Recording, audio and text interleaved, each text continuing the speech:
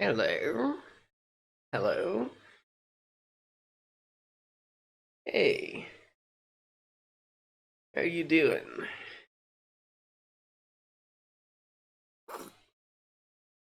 Little drink. There we go. Okay, so today what I want to do is go through some RPG Maker games I have ready. So if you didn't know, RPG Maker is a very long-running series. And what it allows you to do is it allows you to create your own RPGs. It's a pretty powerful software, very simple to use, but you can create some really good stuff with it. So, I wanted to show a handful of games made with different versions of the software.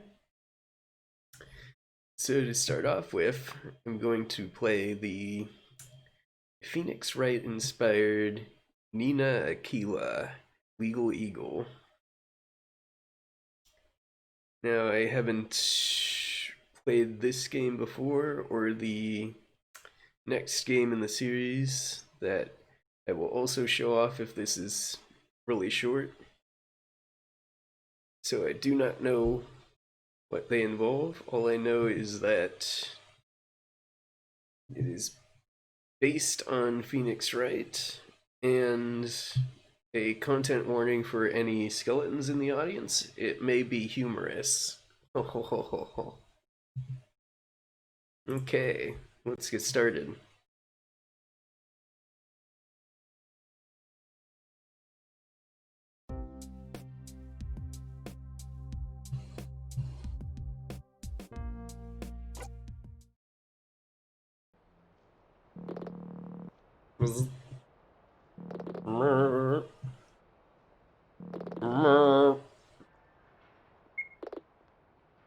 Hello? Ada! Where are you? I'm. Miller, Defense and Law Offices, November 5th, 9:12 a.m. Why aren't you at the courthouse? Have you forgotten what day it is? Just give me a sec, would you?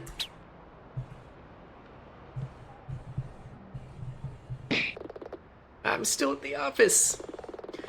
Last thing I remember, I was reviewing the case file. I guess I fell asleep. Never mind that. Get down here right now. Got my hands full with the defendant. I can't mother you as well.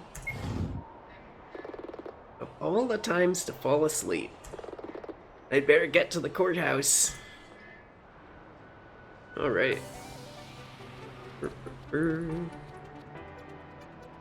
If there's anything in here to interact with.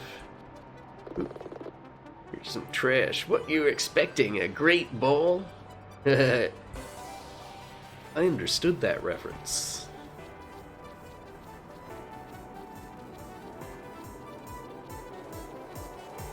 What's in here?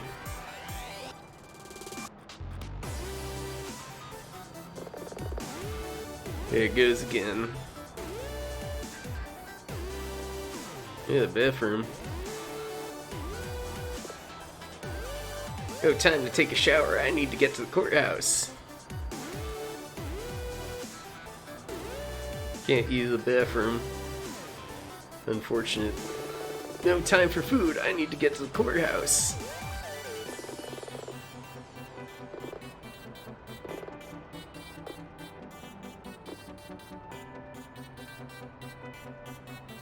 They're just a sofa in the little kitchen area. That's nice.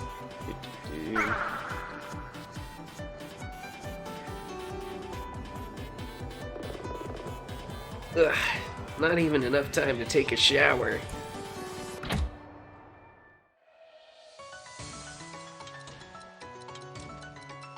Mode 7.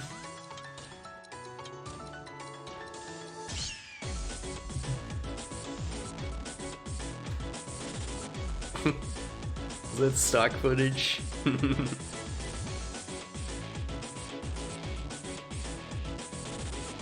Look at all the animes. we're gonna meet all these animes.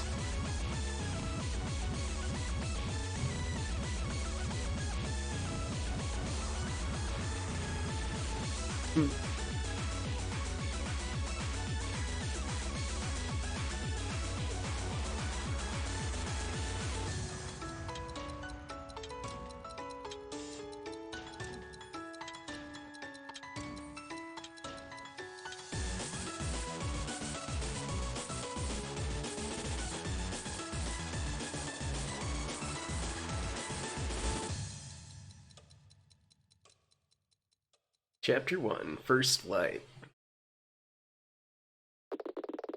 District Courthouse, Defendant Lobby C, November 5th, 9:24 a.m. Miss Aquila, your supervisor was here, and she seemed really mad. Nina!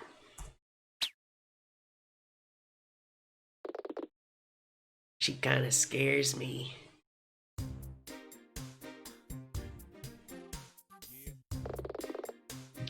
And yeah, I got here as quickly as I could. You were supposed to be here an hour ago. I've had to arrange transportation for the defendant and... Did you come via the gym or something? I ran here, straight after you woke me up in the office. Is everything okay? Everything's fine. Nina's a real pro under pressure. Aren't you? Of course, everything's going to be fine. In any case, we'd best get to the courtroom. Meryl, the bailiff will come to collect you shortly. Just hang on for a couple more minutes. Nina, one last thing. Gained item, attorney ID card. You've earned this. Now I'm going to show it off to everybody, just like Phoenix and his badge. Finally, my own defense attorney ID. You nervous? A little, I guess. I'll be there to help you out. This maybe wasn't the best start to your last supervised trial, but just remember, you're one of the brightest young lawyers I've ever supervised. Really? What? I can say nice things. Just walk in, sit at your bench, and stay focused on your client's innocence. Now get going. I'll join you at the bench. District Courthouse, Courtroom B, November 5th, 9:32 a.m. Just like Anya said, all I've got to do is head to my bench. Should be past the gallery, then on the left. Screw that. I've talked to all these people.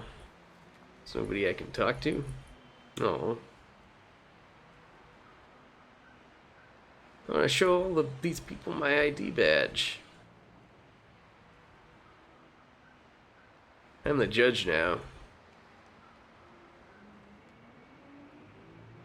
I guess I just gotta sit here.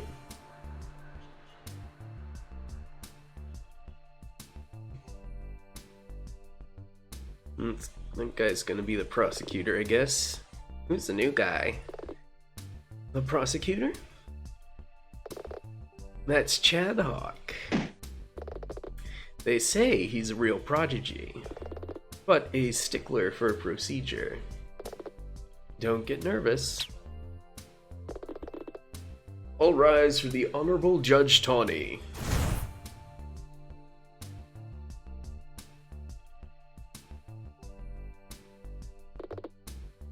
Please be seated. We are here today in observance of the case of Meryl Tidville. Prosecutor Hawk, are you prepared for the case? As always, Your Honor. As always, Your Honor. Miss Aquila? Seriously, I've known her for... Miss Aquila. Yes, Your Honor? Psst, What did I tell you about staying focused?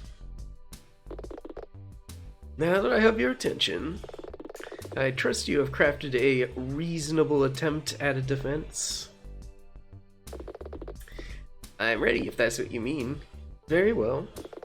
Mr. Hawk, please state the prosecution's case. Of course, Your Honor.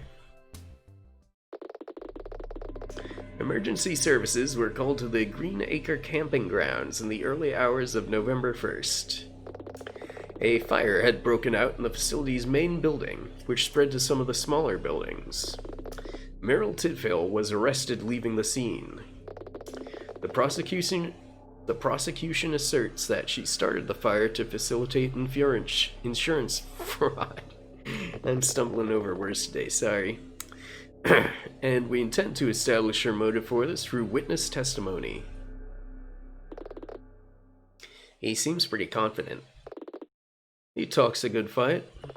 Let's find out if he's got the chops. Order! Thank you, Mr. Hawk. Bailiff, please bring in the defendant. Defendant, can you please confirm your name and occupation? Why is she wearing that costume? And if I know. If a certain someone had gotten here earlier, they might have been able to fix that. Subtle. Miss Tidfill?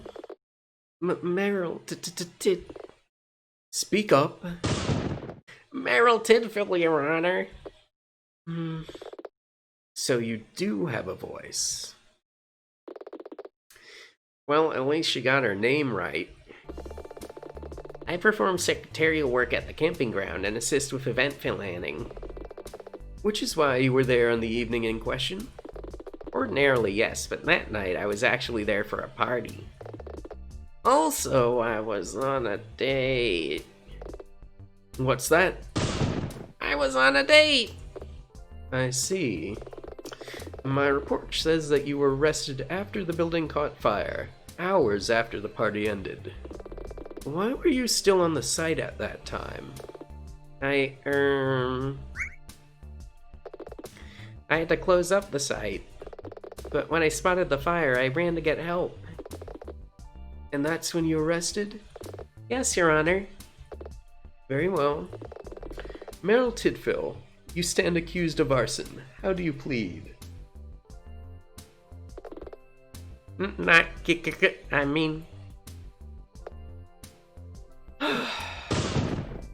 guilty. Miss Tidfill, the court recognizes your plea. Prosecution, bring forth your first witness. Here we go. Huh? I know you've done this before, but as this is your last supervised trial, I'll fill you in one last time on how this all works. Hawk's about to bring out a witness who will give a statement. Listen to it. Try to focus on the little details. You're looking for an inconsistency, a flaw of some kind which shows the witness is either lying or mistaken. Don't worry about memorizing the statement though. You'll be able to recap it afterward.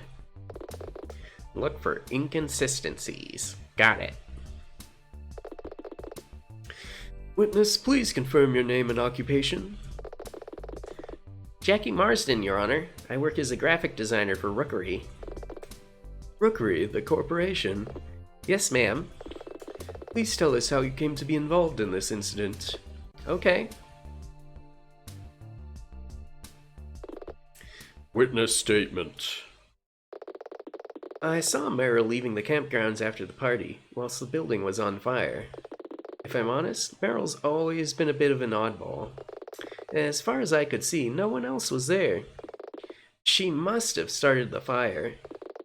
Why else would she be running around late at night, dressed as a fire mage? Very well. Miss Aquila, you may begin your cross-examination. Okay, Nina, let's get this show on the road. Cross-examination. Now we get into the main event, cross-examination. Do you want me to remind you how this works, or are you good to go? Yeah, I could do without. How do we cross-examine again? I'm going to pretend I didn't hear that. Cross-examination is where we do our stuff. In a moment, you'll be able to review the witness's statement from before. It's split up into segments to be easier to work with. For each part of the statement, you can do several things. You can continue to move on to the next segment of the statement, or go back to the previous segment. If you continue after the last segment, you just go back to the start, so don't worry about that. You can press the witness for a bit more information about the segment. You should probably start by doing this for every segment. You can also open menu to save the state of the game, so you can resume from there later. You should try to save frequently. Save the state of the... What? Moving on. I think you brushed over something quite... Moving on! You can also review and present evidence, but we don't have any evidence right now. We'll come back to that later. So, are you good to go, or do you want me to explain that again? Let's go. I saw Meryl leaving the campgrounds after the party, while the building was on fire. Let's press that. Hold it! Hold it. Are you sure it was her? It was dark after all. Objection! Objection. Really, Aquila? There was a building on fire nearby. There was more than enough light. I suppose he has a point. Yes, I'm quite certain. Also, if I'm honest, Meryl's always been a bit of an oddball. Hold it! An oddball? Yeah, she's a bit weird. A bit of a stretch, though, to say that she'd burn down a building. She just means that she's a bit of a nonconformist, Aquila. Like I said, a bit weird. As far as I could see, no one else was there. Hold it! How could you be certain?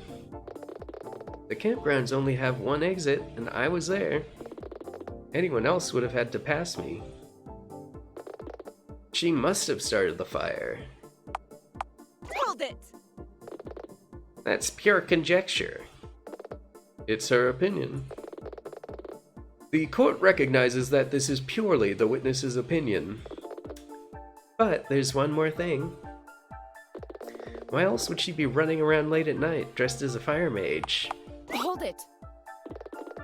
I thought she was arrested in the morning, on November 1st. Well, it was the early hours, around 3 a.m. Is this important, Miss Aquila? Yes. Yes, I believe it's important. I agree. Witness, can you please add this to your statement? I saw Officer Flatfoot arrest her at around 3 a.m. Hold it! Jackie, you don't like Meryl very much, do you? Objection! The witness's likes and dislikes are not on trial here. Sustained. Miss Aquila, please try to stay on topic. Your Honor, please humor me for a moment. Jackie, you've made it very clear that you find Meryl's costume to be strange. It is strange. Really? I don't think it's strange at all.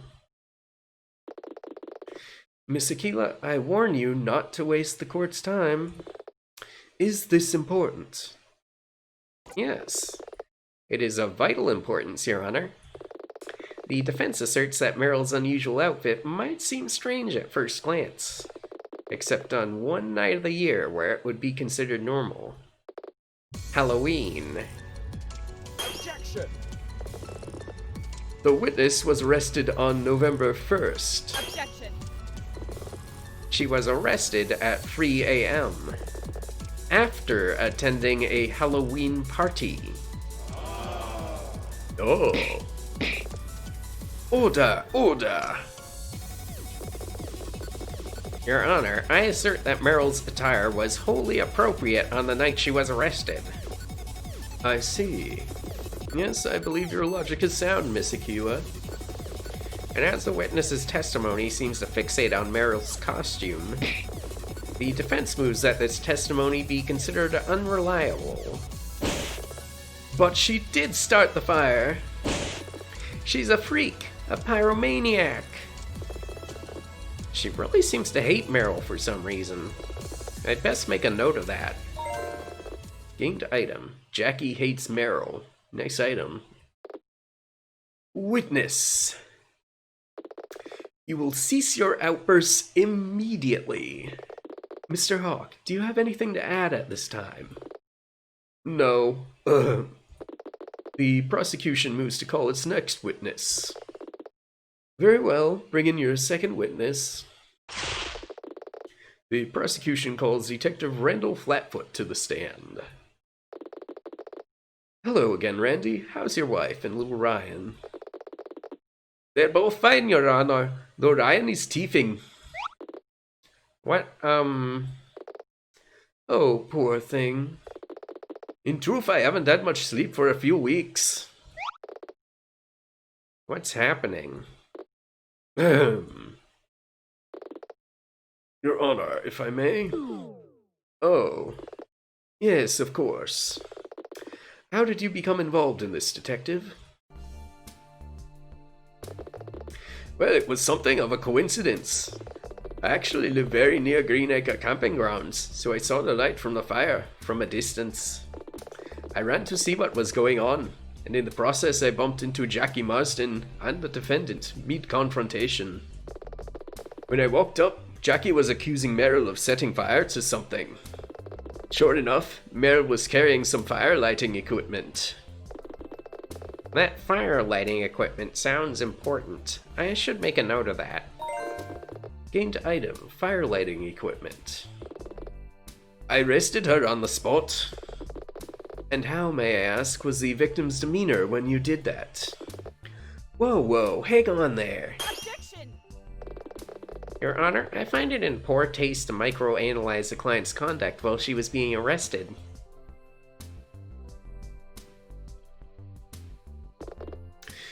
I agree, Your Honor. You do? He does? Your Honor, the prosecution has not charged the witness with resisting arrest.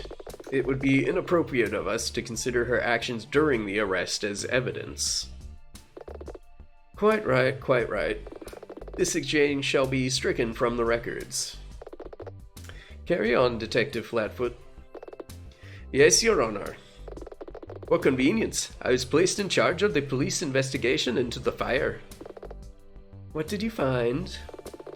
Firstly, I can confirm that Meryl Tidville is indeed an employee of Greenacre Camping Grounds. She has worked for them a number of years and is considered an exceptional employee. Gained item, employee record, Meryl. Received new evidence, employee ID, Meryl. We also looked at the webpage for the campsite, and Meryl is visible in 2 photographs on the site. This one from last year, and this one from the party on the evening in question. Gained item, Meryl picture A. Gained item, Meryl picture B. If you want to view those pictures again, you can do so later when we cross-examine. Already I can see an important difference between them. Also, we found something else. I can already guess what he's going to say here. Greenacre Camping Grounds was circling bankruptcy. Being clear, this is speculation, but an intentional fire to defraud an insurer would be one way out of that situation. Of course, we have no conclusive proof of that at present. Don't forget the last part, Detective. Oh, right. A detailed forensic analysis would take a few weeks, but we can already be sure that the fire was deliberate, so not a gas leak, electrical fault, or lightning strike. Thank you, Detective. Very succinct. Are you prepared to make a formal statement? Ready and willing, Your Honor.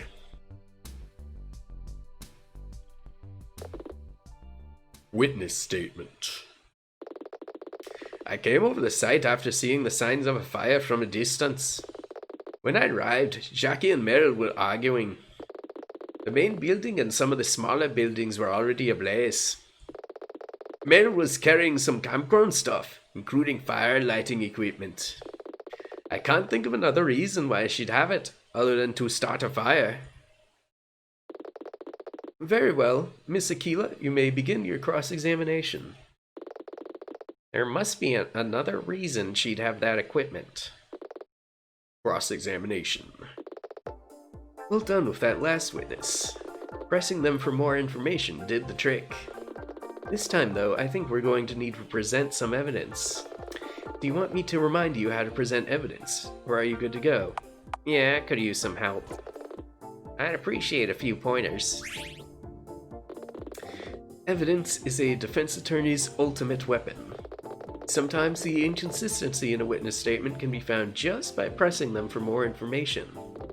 When this happens, you need to review your evidence and see if any of it disproves a segment of the statement. For example, a witness could say that they don't know the defendant. But if you had a photo of them together, you could present that as an inconsistency. But how do I remember all the details of the pieces of evidence? You don't have to just remember. During a cross-examination, you can open menu and select evidence to see the details of all the evidence you have. From that menu, you can review pictures and read more info which might help you find the clues you need. You should check it for every new piece of evidence you receive. I think I get it. I pick through the segments of the witness statement, look for any evidence that disproves what the witness is saying. If I find any, I present that evidence, right? That's right. Just one more thing. What? Oh, you see them too. That's a relief. The blue swirly things? The blue swirly things. Yes, I see them. Presenting evidence takes up the court's time. Presenting the right evidence is fine. But if you present the wrong evidence, do it too many times, if you run out of chances, the judge will make an on-the-spot judgment and find your client guilty. So think very carefully before you present a piece of evidence. So, are you good to go? Yeah, let's go. Okay, I am now going to save and look at the evidence quick. Here's the attorney ID card. We could show it to everybody, but then we'd lose those evidence points. Here's my eye patch. This says that Merrill works for Greenacre Camping Grounds and has keys to the site's equipment stash. Merrill was carrying this. It's used to light fires, so she had fire lighting equipment. We know that Jackie hates Merrill. I'm not sure why, but Jackie seems to hate Merrill. And we have these two pictures. This one is last year. Merrill's lighting a campfire while Jackie is coupled with Travis. This year, Merrill is coupled with Travis. I wonder if these three things at the end are connected.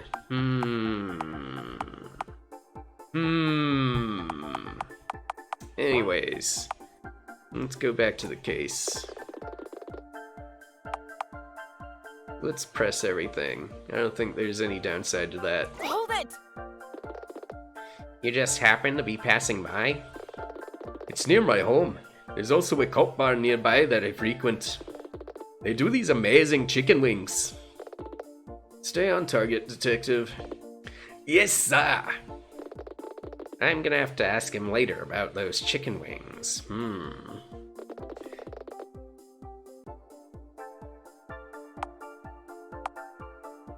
Hold it! What were they arguing about? In truth, I'm not sure. They stopped talking as I approached.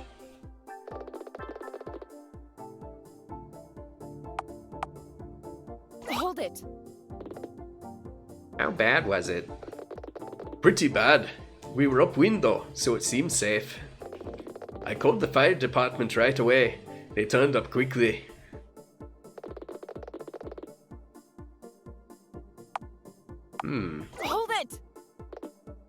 stuff. General campsite stuff. Tent pegs, a mallet, a bag of collected trash. You know, stuff.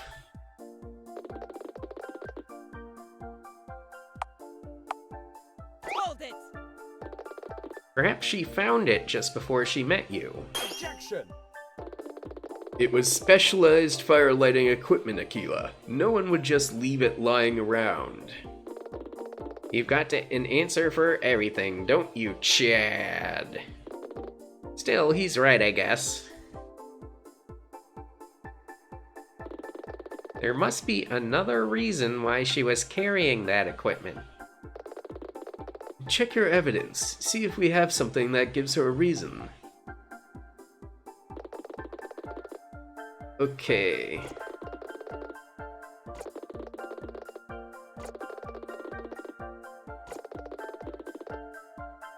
So this is where we need to present some evidence.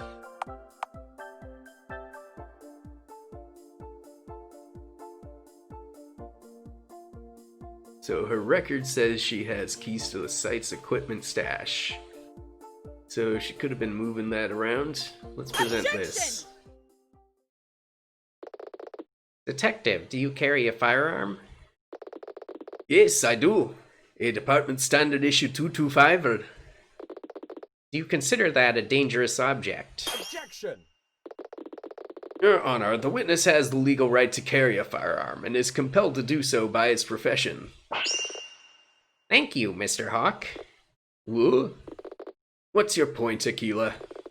In some situations, a person carrying a firearm would be considered dangerous. However, we trust the detective here. I almost said defective. We trust the detective here because he is in a profession where he makes use of firearms. Skip to the end, Miss Aquila. Gladly, Your Honor. My client is a long-serving employee of a camping ground, a place that traditionally permits campfires. In fact, you can see her tending to a fire in this very photograph. The defense attorney's right. It does look like her in the photo. Well, good. Order! Order in the court. Mr. Hawk, can you offer an explanation for this inconsistency? No, Your Honor. Your Honor, as the detective's testimony was based around it being strange for Merrill to be carrying that equipment, the defense moves that this testimony be considered superfluous to this case. I am obliged to agree, Miss Aquila. I see no alternative but to ask you to relinquish the stand. Randy. Always a pleasure, Judge Tony. Oof, God. That was a really bad, accent. I don't know if I was trying for Irish or Scottish or what, but it sucked. I'm not gonna do that again. Right, let's continue. Am I imagining things, or... Flatfoot and the judge? No, you're not imagining things. Apparently he was a bit of a heartbreaker in his day. What's that? Oh, nothing important. I trust you have another witness, Mr. Hawk. I do. Then let's keep this moving. Bring in your third witness. Witness, please confirm your name and occupation. Travis Bright, lead singer and frontman of Tyrannosaurus Rex. Tyrannosaurus Rex, yeah, something like that. Tyroka, I assume that to be some sort of musical group? You don't get out much, do you, Tawny? I don't listen to crap.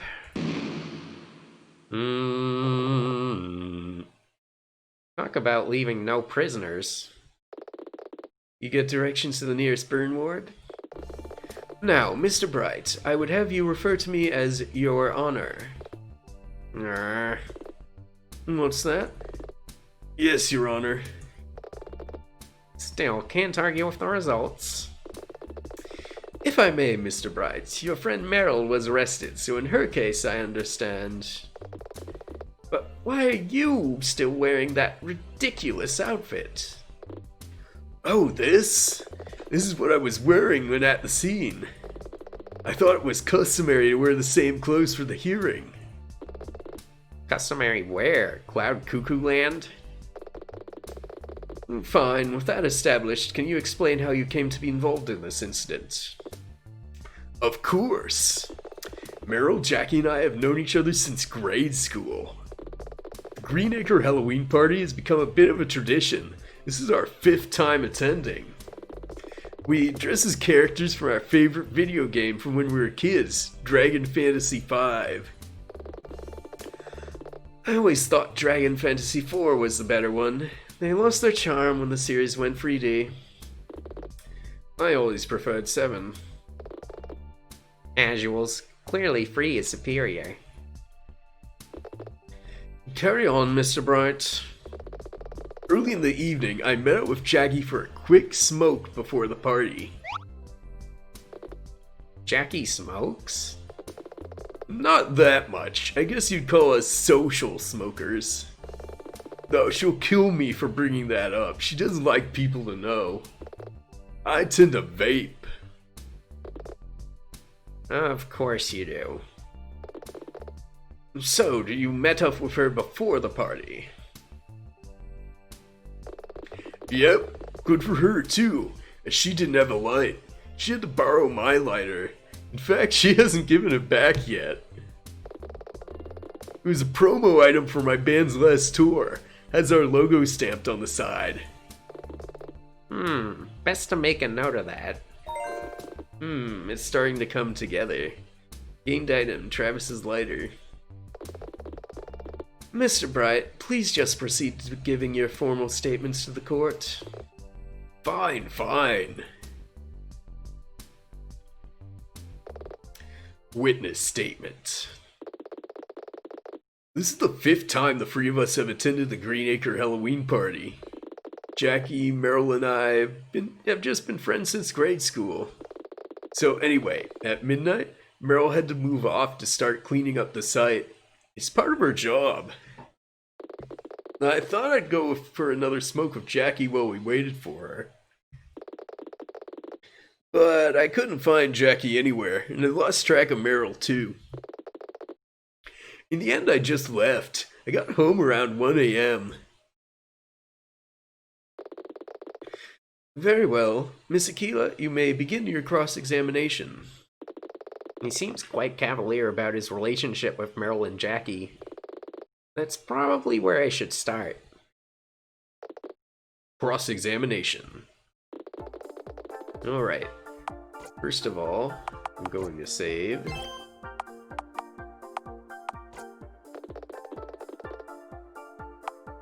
Hold it! You like it that much? Sure do. I'm hoping Tyrannosaurus can headline the event next year. He likes the event. End of story. Oh, there's being expedient and there's just being rude. Hold it! How did you meet? Well, it's a long story involving some homework, a pineapple, and a huge badger. Is this really relevant? I suppose not. Let him talk about the badger, Hawk. Hold it! You didn't ask if she needed help? Of course I did. I'm not a complete jerk, you know? But she insisted. Said something about how she wasn't allowed to let party attendees into the site's storage units. I guess that makes sense. It's private property after all. Hold it! A social smoke? Something like that, yeah.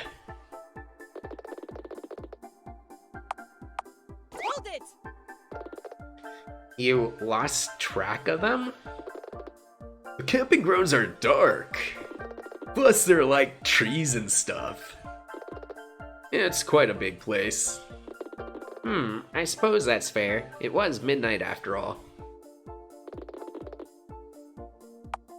Hold it! You just left without seeing your friends? I did look for them for about 20 minutes. Still, the party was over and we all live in different directions anyway. Something's not right about the way he refers to Jackie and Meryl. Do I have any evidence which gives a better idea of their relationship?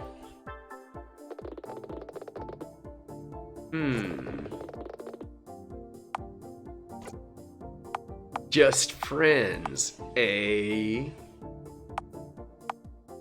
Objection. This photo tells a different story, Mr. Bright. Fine, fine. Jackie and I dated last year for a few weeks. It didn't work out. You never told me that. Why didn't you? Defendant, please restrain yourself. Carry on, Mr. Bright. Lately, Meryl and I had started to grow a bit closer. And Jackie was fine with this?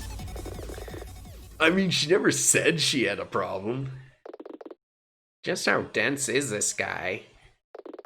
Anyway, when it got late, around 11 p.m., Meryl and I crept off for some alone time. I didn't see Jackie after that. I see. Your Honor, the defense requests that this information be added to his testimony. Very well. Witness, please add this to your statement.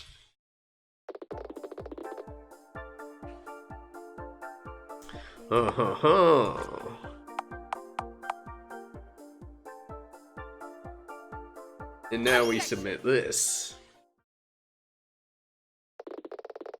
You may not be aware of it, Mr. Bright, but Jackie hates Meryl. Seriously? Yes! Whoa. Be that as it may, Miss Aquila, is further discussion in this area good use of the court's time?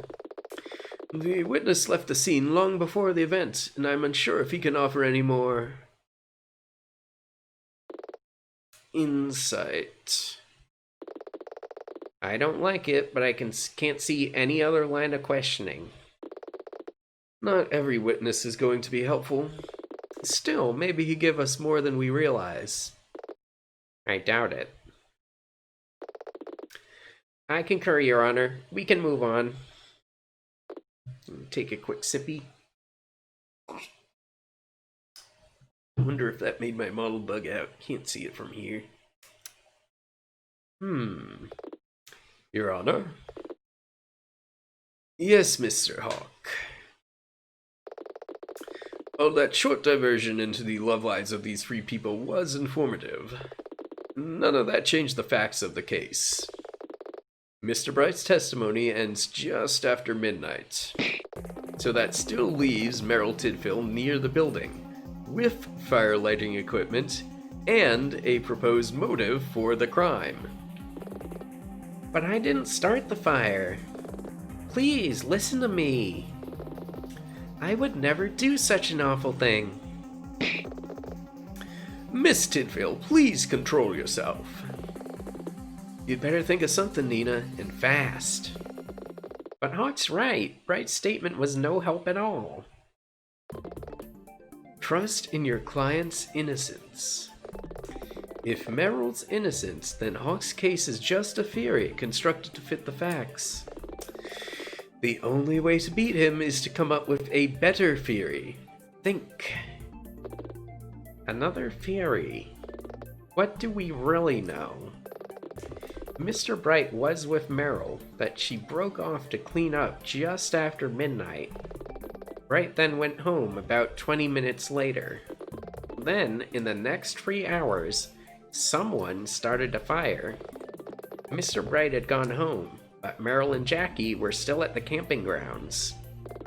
Wait, could it be? Miss Aquila, does the defense have anything to add before I pass judgment? Yes, there's something else. Yes, Your Honor. I think we've missed something very important here. Mr. Hawk? You claim my client is guilty because she was present at the scene. Yes. And had a motive to start the fire? Yes. Wait. What's your point, Aquila? Perhaps you didn't look closely enough at your own witnesses. What? Yep, this is where I was expecting it to go. Order in the court. Miss Aquila, are you seriously suggesting that someone else could be responsible for the fire? I am, yes. I don't believe Meryl started the fire. I believe it was Jackie. Jackie Marsden, the witness. If I may, Your Honor. Jackie was present at the scene. Wait. Jackie's whereabouts between midnight and 3 a.m. are unknown. Wait! And it's obvious Jackie hates Meryl Tidfill and wanted to sabotage her date with Travis. Wait!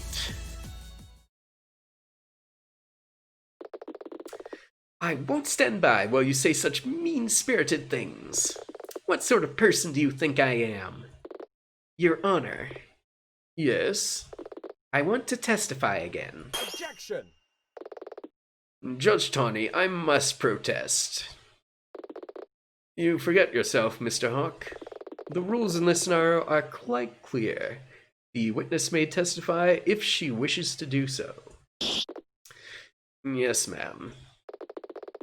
Them's the rules, Chad.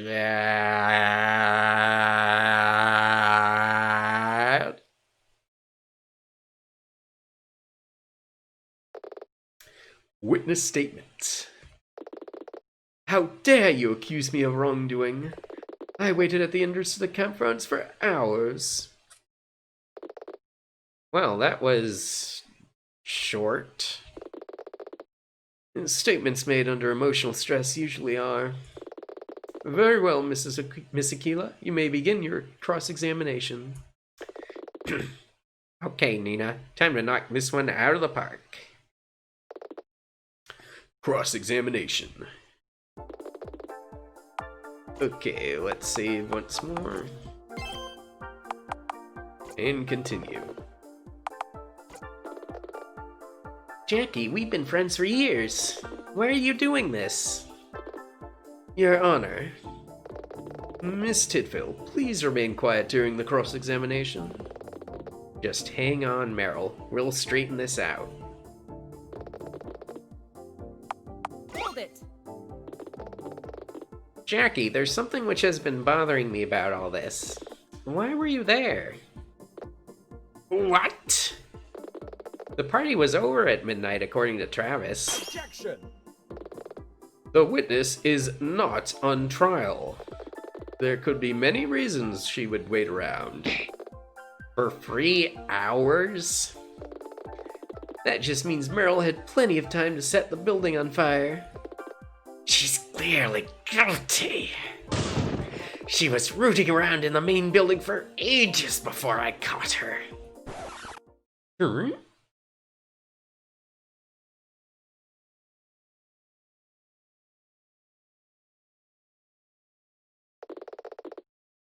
Drill down far enough, you always hit pay dirt. And I think you just drilled into the real Jackie Marsden. Witness, are you suggesting you saw my client inside the building before the fire? You didn't. You wouldn't. So what if I did? You said you waited by the exit of the camping ground for ages. Why then didn't you check if your friend was okay once the fire started? You did it. Just because you were jealous? You started the fire while I was inside. Don't be ridiculous. After all, you were the only one with fire lighting equipment. How would I have started a fire? She's right. Unless... Wait... Did she have a way to start a fire? Yes, she did. Miss Aquila, I'm going to need you to present proof that Miss Marston could have started the fire. Belongs to Travis, but he loaned it to Jackie during the party. Jackie, you did have a source of ignition with you. No, I didn't. Yes, you did. You got it from Travis Bright earlier that evening. And you instructed him not to tell anyone about it. No.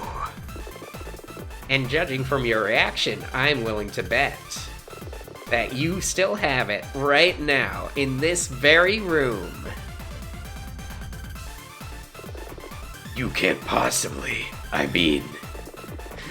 Sorry. Wrong, Miss Aquila.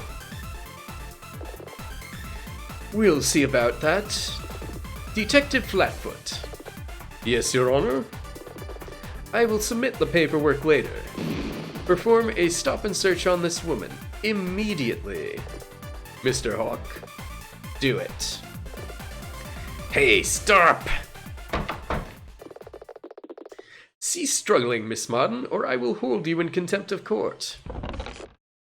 Well, just a few items, Your Honor. A set of keys, a smartphone, and one lighter, which appears to bear some sort of design. Well, don't keep us in suspense. What's the design? Sorry, I'm afraid I don't have my glasses with me. Mr. Hawk, don't just stand there.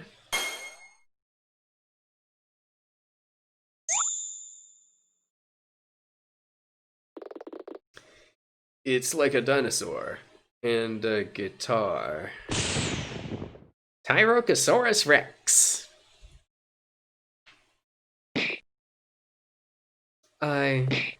But...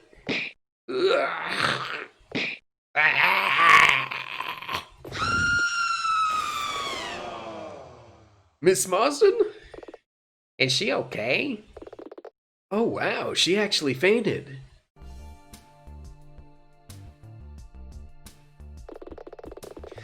Your Honor, the prosecution would like to enter a statement into the record in light of recent events. Go ahead.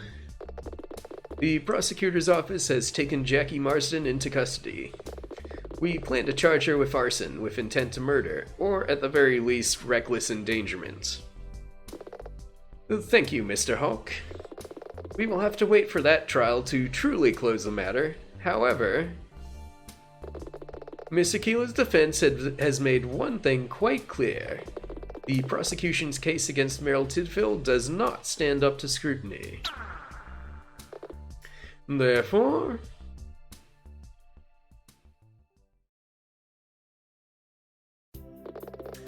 on the sole charge of arson, I pronounce the defendant not guilty. Hooray! Yay! Yay! District Courthouse, Defendant Lobby C, November 5th, 11:14 a.m.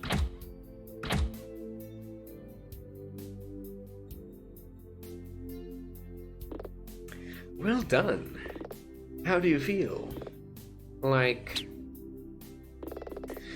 feel like I'm about to throw up. Good.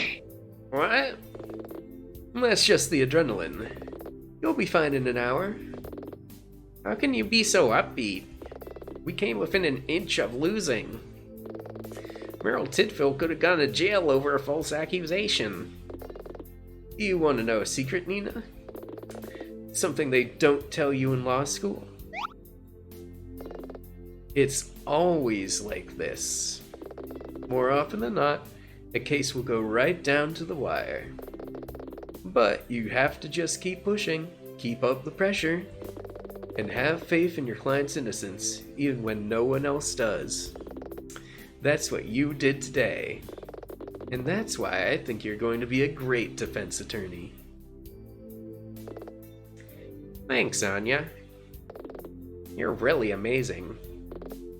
Yeah, I know. Now put on your best smile. I think I hear Meryl just outside. Thank you, thank you, thank you, thank you. Thank you so much. To tell the truth, I got real worried a few times during that trial. But you were incredible. You never lost your cool, even for a second. Like a swan, believe me. It's my job, Miss Tidfill. I'm a defense attorney. Oh, don't be so modest, Miss Aquila. You are a bona fide legal eagle. She really is. Gotta admit, I kinda like the sound of that. Babe, you're here! Oh, Travis. We should probably give them a moment. Not on your life. I want to see how this goes. Meryl, babe, I'm so happy you're okay. Let's go out to celebrate. I mean, my band is a gig later, but we can fit around.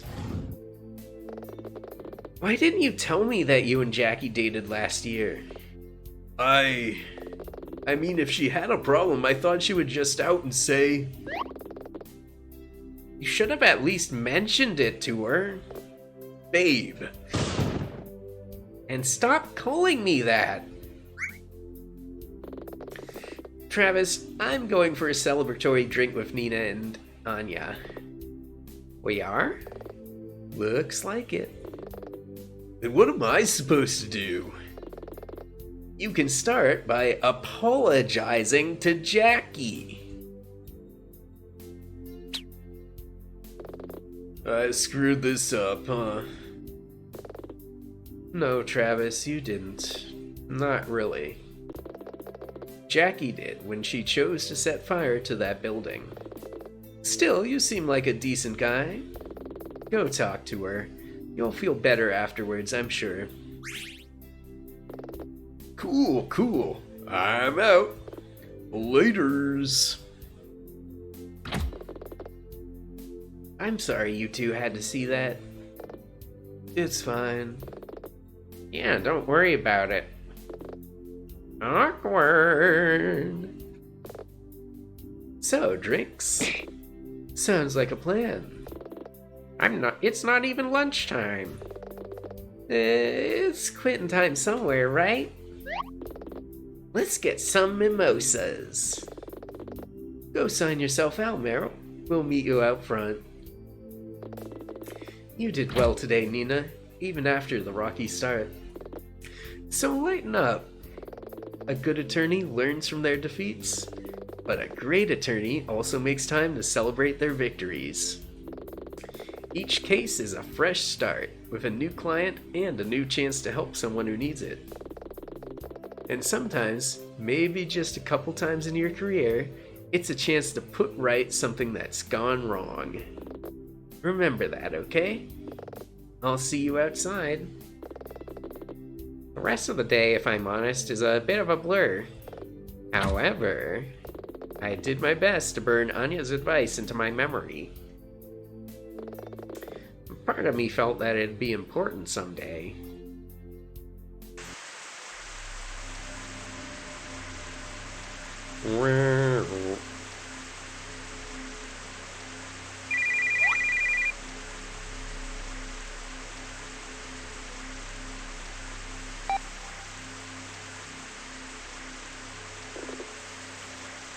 Jackie Marston from the Clink. That's gonna cost you extra, but yeah, I can take care of her. What's your timetable? Yep, within 2 weeks. No problem. She won't have time to blab. Another one? Who? The defense attorney? No. Never mind why. That's my business. And plus, the papers say she's a bit of a rising star. Too rich for my blood. Too high profile. Anya Miller? Her supervisor? It could be arranged. I'm thinking poison. What's that? You want her alive? I see. It'll be difficult, sure. but I like a challenge.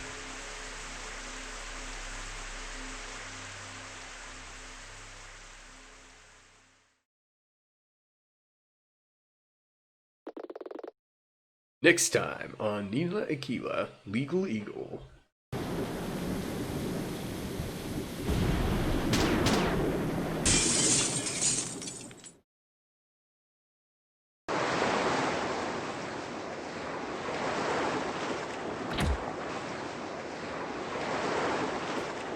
I didn't do it. You need to stop running, Anya. I didn't shoot her. I didn't. I believe you. But half the department's combing the docks for you. You'll have to let me take you in. Drop the gun, Anya. Anya Miller, I'm placing you under arrest.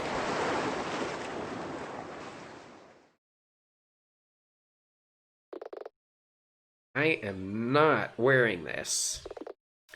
Oh, come on, Nina. It's in your contract. Remember the direct-to-viewer segment at the end of each episode or case? I don't care. I'm not wearing a leotard.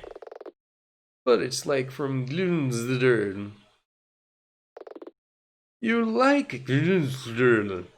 It's Gunbuster. I do. I do like Gloomsdern. Great. Don't forget the ears. And the tail. The what now?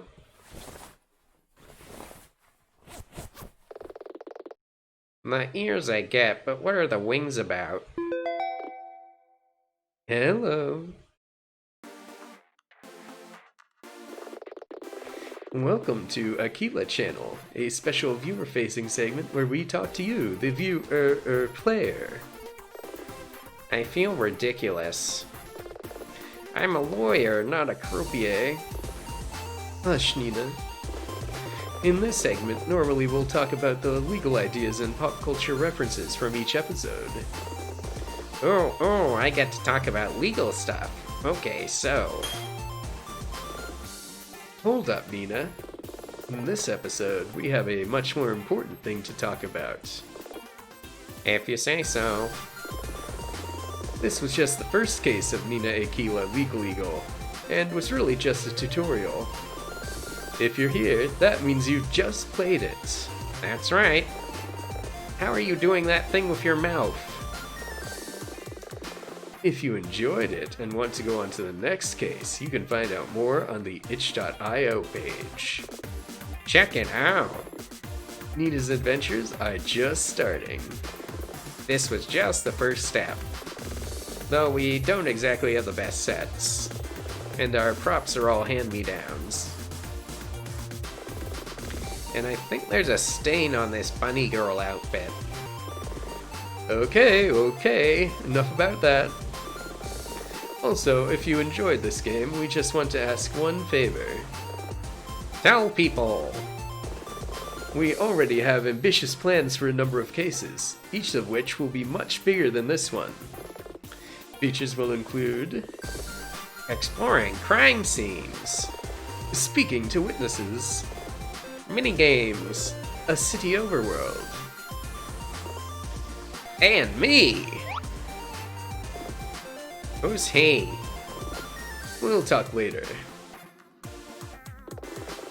So, if you liked this first taste of Nina Aquila Legal Eagle, we like to call our fans nailers. We do not like that. Anyway, if you like what you've seen, tell your friends. And see you soon in Nina Aquila Legal Eagle Case 2. Broken wings. Hey, Anya, hey. We still get paid, right? Because if I have to wear these ears again... Shh, wait till we're clear. What kind of actor are you? Okay, so that's the first case of Nina Aquila Legal Eagle. Let's quit quit out of that quick. And I'm going to do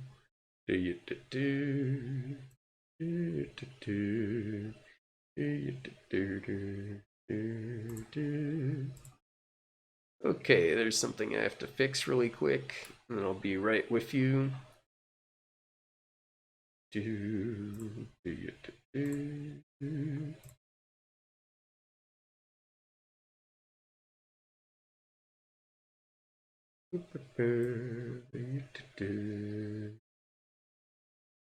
Okay, there we go. Alright, so we'll swap to this screen quick. Yellow. It's me bigger. Right, so I'm gonna give quick thoughts at the end of each of these. So this was kind of fun, like an hour-long sort of little game introducing the series. So obviously there's going to be comparisons to Phoenix Wright, and I think that's a little unfair on it because this was cute, but I don't think it stacks up to Phoenix Wright at all. Like,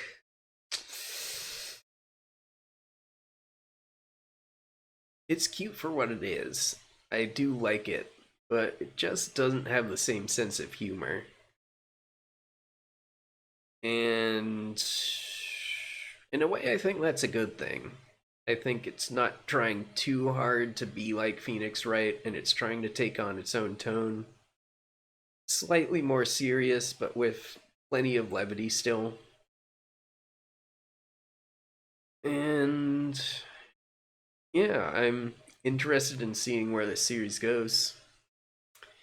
And I have here right now the second case of this game. So what we're going to do is I'm going to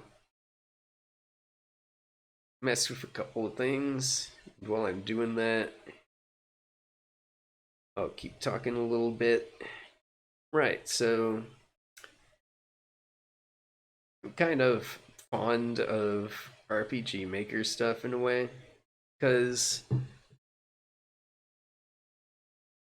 I think that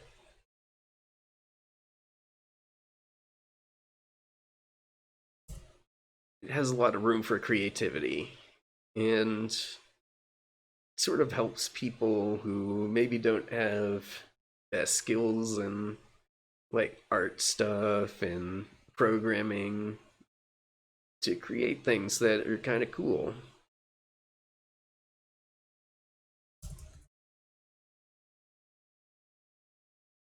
Do edit that. And so yeah, there have been online RPG Maker communities for pretty much as long as I've been on the internet. So I remember back around, ooh, it must have been 2004 to 2005. I was like roughly 14 or 15. So yeah, if you didn't know, I am 30 years old. So around 2004 to 2005, there was sort of a big wave of popularity around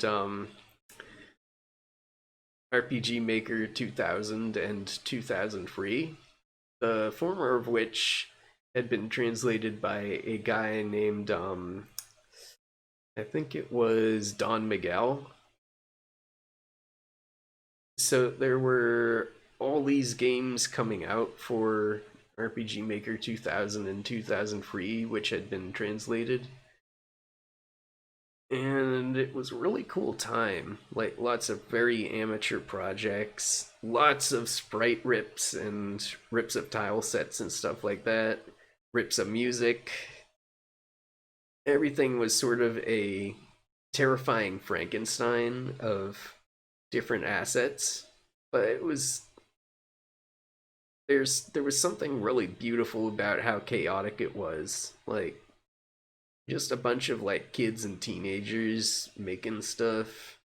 The occasional like really ambitious project coming out. Like what was a really big thing? I believe Arafel was being developed around that time, and that was like this really ambitious professional looking project. And it was really cool. And a lot of very famous very like YouTube and Twitch famous like horror games were made in RPG Maker, like what was it called? Aoni, I think it was. Yeah, that was in RPG Maker. I think it was a later one. Like was that XP maybe? Yeah, I think Aoni was RPG Maker XP. But anyways, I'm going to see if I need to fix the window on this before I turn over. Oh, huh, it just works. Okay. Right, so I'll talk a little bit more about this stuff after we've done this, but I'm going to turn over to the next case in the same series. We're going to go through Broken Wings. Okay, let's go. So this will probably be more difficult than the tutorial case.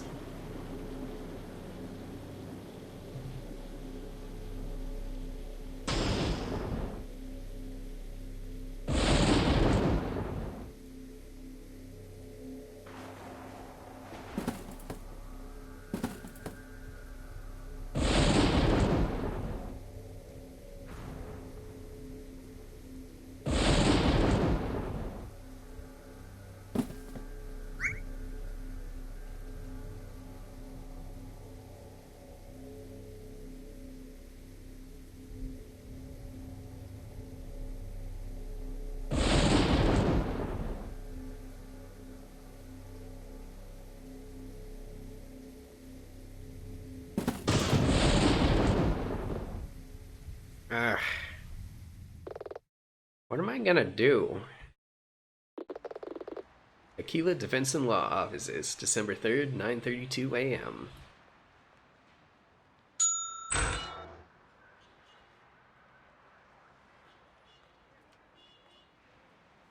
Oh god, it's this guy who was at the end of the last one.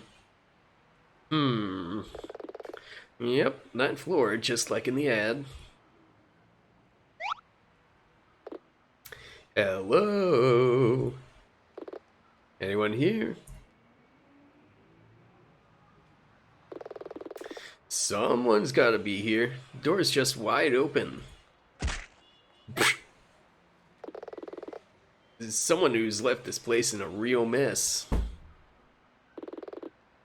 And what's with all the boxes? Is that a bed? What kind of lawyer's office is this? And also, tell me that smell's not the kitchen. There's got to be someone here who can explain all this.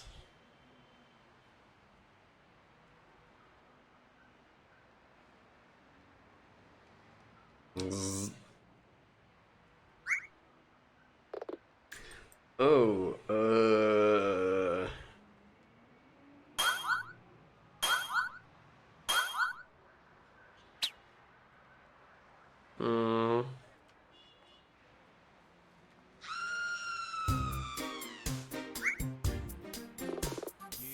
What is wrong with you? What's wrong with me? Why are you naked in a lawyer's office? I live here. You live? That just poses further questions. Look, just give me a sec.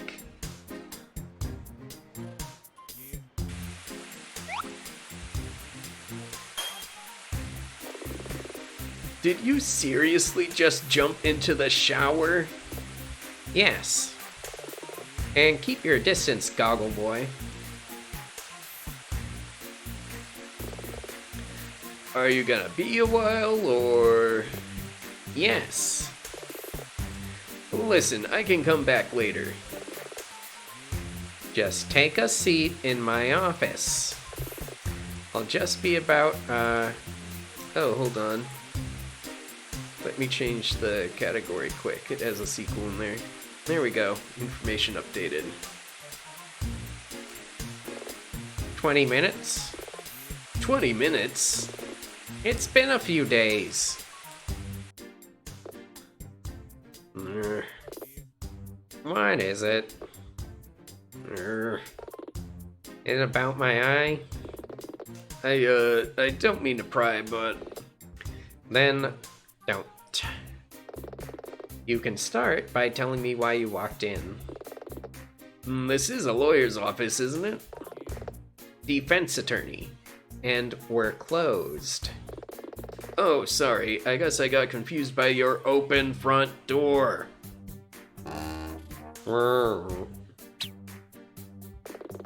I've been meaning to get that fixed. That's not the only thing around here that seems to need fixing. What did you say? Look, I don't know what kind of... Aren't you gonna answer that? Just let it go to voicemail. Why didn't you answer it? That's Anya's phone. It keeps getting these unknown caller egg calls. At first I picked them up, but they were always telemarketers. She left it plugged in when she left. Wait. You're not Anya Miller, the defense attorney? I thought this was Miller Defense and Law. Aquila Defense and Law. Has been for over 2 weeks. So you're a defense attorney too? Yeah, but I'm not currently taking any cases. Oh, are you too busy? No, You're on hiatus or something? not as such. Retired? Don't be absurd. Then why? I'm just not taking cases, okay? We're closed. Fine.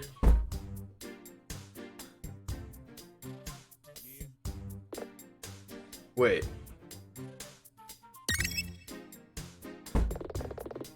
You have a help wanted sign in the doorway. Oh, that was before. You need a secretary? Have you seen this place? You really think I can afford to pay a secretary? I'll do it for free. For free? If you promise to meet my friend and think about taking his case. You got any references? Yeah. I know what surface cleanser is. Ouch. You just gotta meet him. Do that, and I'll clean this place up. Even if you don't take the case. The place really could do with a clean. Fine. I'm Nina, by the way. Nina Aquila. Dylan Merlot. Where are we meeting your friend? He's in a detention cell at the police station. And, he's accused of murdering someone a bit. Great. Okay, we'll head down to the detention center, but no promises. Sweet, let's go. Dylan Merlot has joined your party. I'll pick this up later. Let's see what there is in the office. Stuff from my apartment. I want to unpack, but there's nowhere to put it all. No time for Reddit today. A desktop printer, so that means it's useless. Seriously, digital cameras and computers have come so far. Why are printers still useless? I ask myself that question every day, Nina.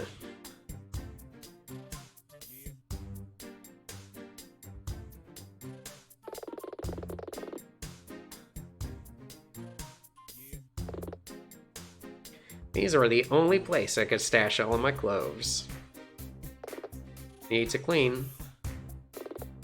Anya installed the shower months ago. It's surprisingly handy. I don't need to pee, and besides, this is the men's. I don't need to pee. I've got no reason to use the phone right now. You have missed calls from unknown caller. Damn telemarketers. My laptop. No time to browse Reddit today. A tablet PC, though these days I only really use it as an alarm clock. When was the last time I watered this? Wait, do you even water palm trees? Wonder why the kitchen area is blocked off. The kitchen's a bit of a sight right now. Best to consider it off limits. Okay. There's an elevator. Let's see here. We're on top floor, so this goes to the roof. The supers asked us not to go up there. Okay.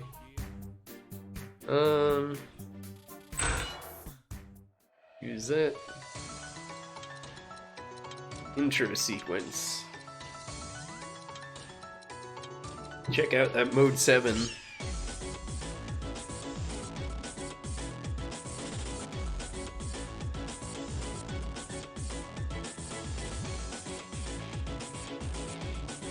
Look at all the animes.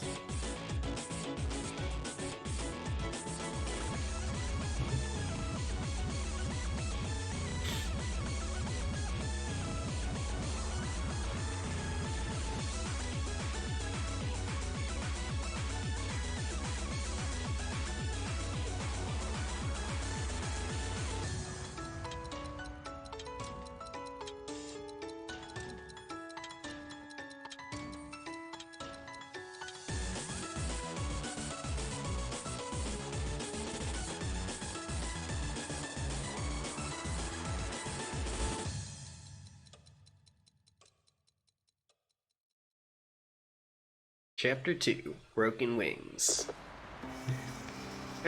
What the? Let's natural light. How long have you been cooped up in your office? I don't know. 2 weeks? 2 weeks? Though it feels longer, as though it was 6 months. Ugh. I had shows to binge. It's weird, the city looks bigger somehow. Where's the police station again? I don't actually know. Do you have GPS on your phone? Yeah, just a sec. Boom. There it is, to the southwest. We just need to head for the exclamation point Icon. Then let's go. Overworld. Let's see here. Hello and welcome to Kamini. Are you looking for one of our delicious jelly donuts? I thought you specialized in onigiri. Nope, jelly donuts.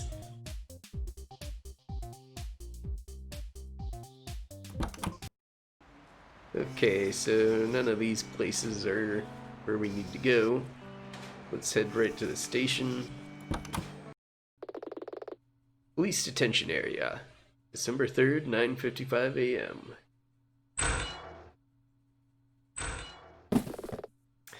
What's his name again? Terry Scrub. And thanks for doing this. I haven't accepted yet. Even so. Hey, what the? You? God! I'm done here. I thought you knew this guy. We go way back. You certainly act like old friends. God! This is going nowhere fast. How do you know him? We used to ride together. He's like a brother. Ride together. Wait. You're from a biker gang? Kinda. Terry, will you just sit down? I have nothing to say to you. Fine, then at least talk to her. A pirate cosplayer? I'm what? I've told you before, Dylan, I don't need your help. God! I've seen enough. Wait. Listen! Both of you. Nina, please. And Terry, sit down. I've been to every lawyer's office in the city. You are not dismissing the only one I got to come down here without even speaking to her. He's been turned down by every lawyer in Fledge City? I've gotta at least hear what he did.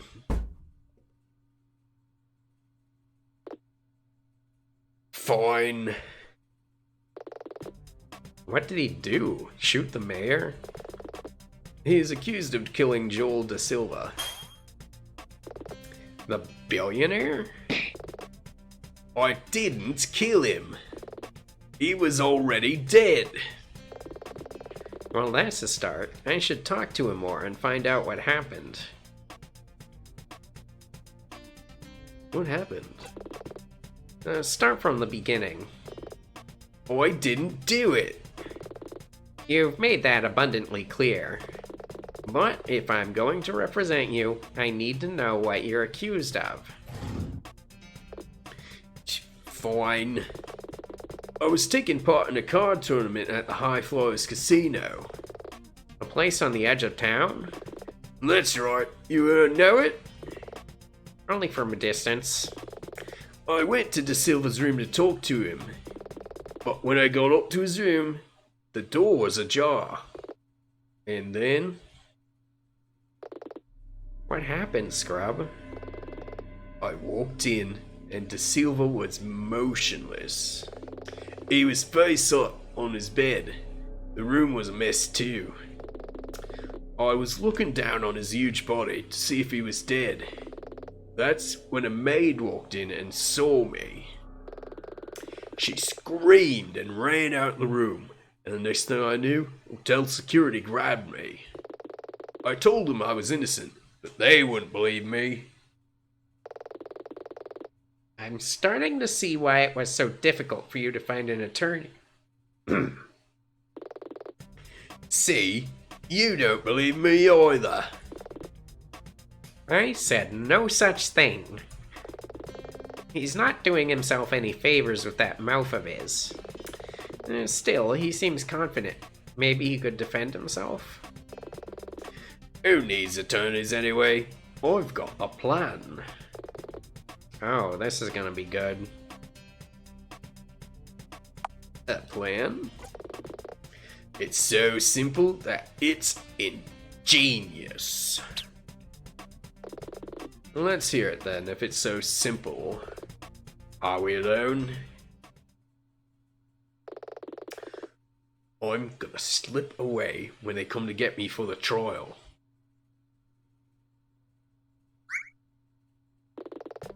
That's your plan? The whole plan? Well, I haven't worked out all the details. You haven't worked out any details. Okay, perhaps expecting him to defend himself was a tad optimistic. Nina, back me up on this. Do I really have to rationalize why trying to break out of prison on the eve of a trial is a bad idea? Okay, time for my stern voice. It's a bad idea, Terry. Nailed it. What else am I supposed to do? I keep saying I'm innocent. No one will believe me. No one believes you? Why are you so certain that no one believes you? Come on, T-Bro. Tell her what happened. I'm working up to it. Da Silva and I had an argument. You said you'd kill him if you ever saw him again. Maybe I did. I was angry. I always said your temper was going to get you into trouble some day, T-Bro. And stop it with all that T-Bro nonsense. We haven't called each other that since we were kids. It's Scrub. I don't understand. You said that De Silva was already dead when you entered his hotel room. The argument was in the morning, a few hours before Terry was arrested. He was the top-ranked card player in the world, and he didn't seem busy. I ran into him in the hotel lobby. I asked him to play, and he said yes. Okay, and then what happened? He won. Ask an obvious question, I guess. But he was sneaky. He caught me in a trap. I would never. Forget the actual game. What happened next? You got into a fight? No, it was just words. But why did you go to his... Because a few hours later, I saw that De Silva had badmouthed me on Bleeder. Bleeder? It's a microblogging service online. You make posts called bleats. I calmed down by them, and it kind of felt bad, so I thought I'd go apologize. And that's when you saw his storage jar. Right.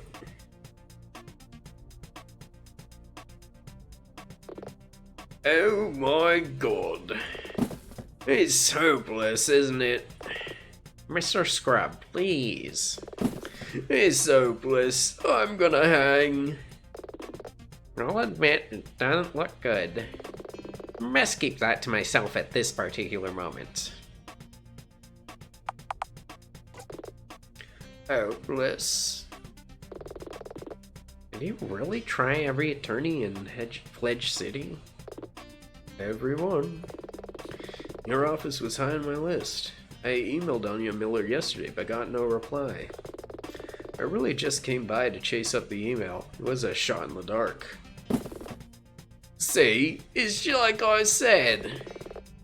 T-Bro, I know it must be difficult. You don't know anything. You've got no idea how it feels. The cops took a statement when they arrested me. You know what they did? They asked if I wanted to make a confession. But I've done nothing wrong. That's pretty standard procedure, but he seems genuinely upset about it.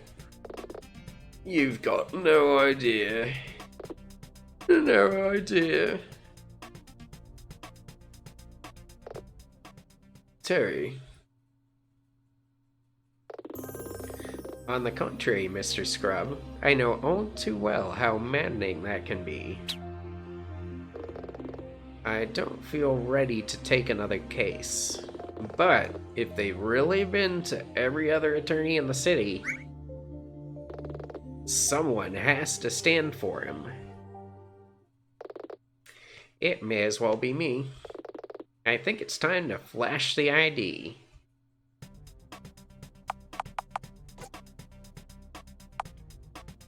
Gonna present the eye patch first. What's that for? I guess that was the wrong item. Oh, he doesn't say anything funny. Terry Scrub, I formally ask if you would like me to represent you in court.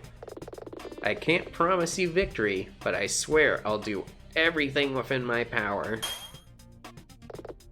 You'll do it? You're taking my case? I'm offering to, yes. Legally, I'm obligated to say that you can always represent yourself. No, please be my attorney. Oh, thank you. Thank you so much. Great. Normally, this is where we discuss my fee, but Dylan... Psst. What is it? Don't tell him I've offered to work for his fee. He might refuse a gesture. Fine. What's this about fees? The county will take care of that. Worry about it after the trial. Okay. Now for the awkward part. Now that you've accepted, we need to get something out of the way. Something we lawyers call the $1 million question. Do you know what that means?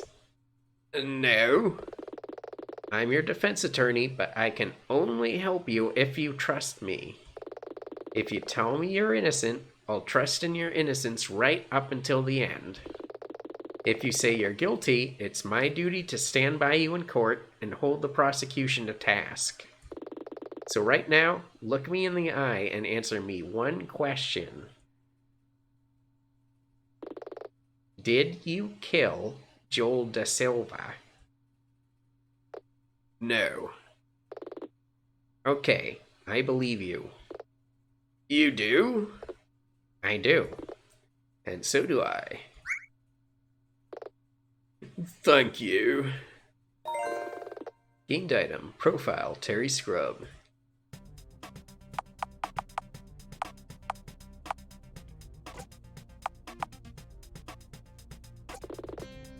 What's that for? Okay, we have nothing else to do here. If the trial's early tomorrow, we've got to get to work. Anything else before we go? There's just one more thing. Really, what's that? Da Silva didn't look like he had just died. Are you saying he looked like he'd been dead for a long time? No, just... It didn't look like he had just dropped dead. But that leak was only sent 10, maybe 15 minutes before I got there. Have you seen many dead bodies? Well, no. But you did say anything. I guess I did. I'll keep it in mind when we see the coroner's report. Meanwhile, sit tight and try not to worry. Okay. Dylan, we need to get over to the High Flyers Casino. Let's move.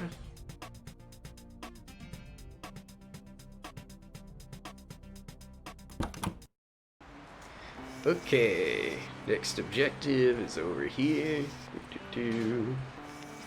Right here. High Flyers Casino, December 3rd, 10:32 a.m. Okay, now we're here. First priority is... Wait. Those banners say DFA. DFA?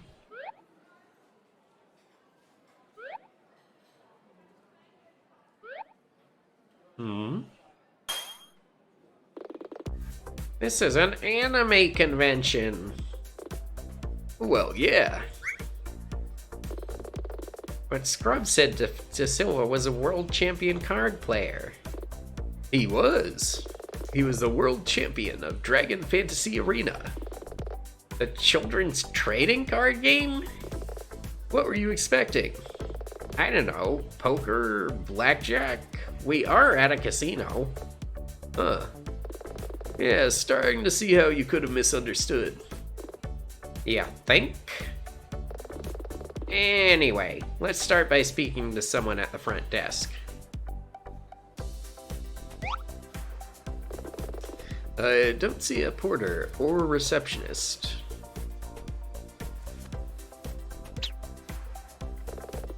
Me neither, so plan B. Scrub said Da Silva's body was in his room. Let's find a way upstairs. We should also try to speak to people to find out what's going on. We might turn up something useful. Is this a cat girl? Are there cat girls here? Aren't you kind of worried though? Not really. They say they caught the guy who did it. Who is he? Just some scrub. Get it? Because his name is Scrub. Do you want to play in the 2? Maybe someday.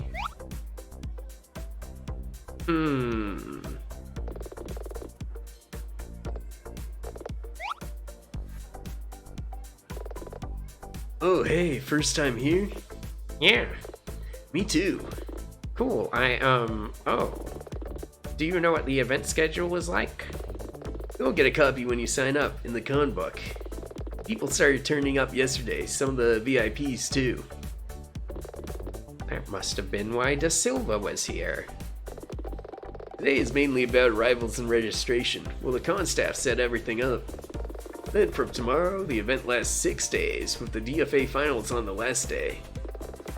They say that's the busiest day too. Thanks, that's useful to know. Have fun! The food here is really good, but a bit expensive. Yeah, DFA can be a bit of a wallet killer.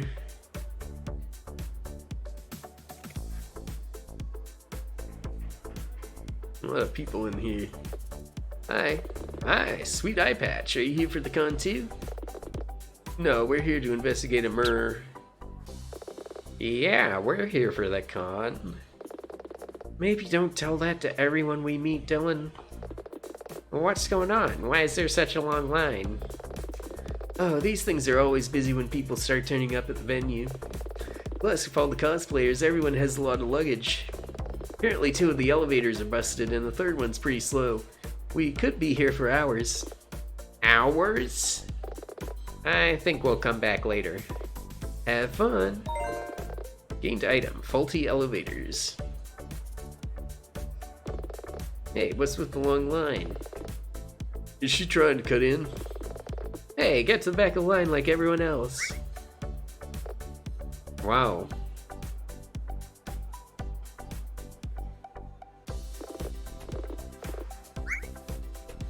Okay, so everybody says that. Yeah. There's a lot of people in that line. Hey, is there any chance of using the stairs? Sorry, but the stairwell is closed. The hotel has asked us to make sure no one uses them. What do you mean closed? They're being rebuilt. Apparently, most of the floors are inaccessible, even if you tried. Sorry, but you'll have to wait for the elevator. Sounds like a bit of a fire hazard. Low stairs.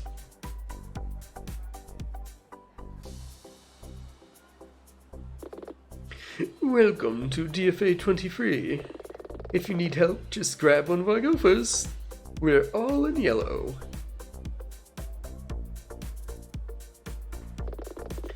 Need more lanyards for the pathes. I think there's someone in one of those boxes. They seem busy. Yeah, I guess running these sorts of events isn't always glamorous. What if we... No?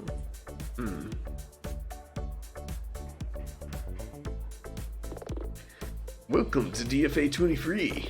Jump into any of the free lines to get your passes. Just have your ID ready. And follow instruction from any of the gophers. We're all in yellow so you can tell. No, we're not here with the con. We're just trying to get upstairs.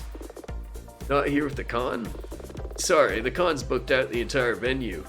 Every hotel room and every hall. Wow, really? I told you, DFA's super popular right now. You'll have to speak with the hotel staff. Now, if you'll excuse me, I need to keep directing con attendees.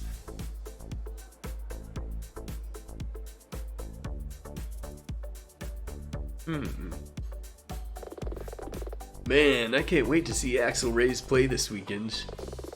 I know, right? It's gonna be awesome. Wow, people really do seem excited about all this. Liza? Yes, with a Z. I definitely signed up on the website. She seems busy. Hey, what's with the long line? Try and cut in.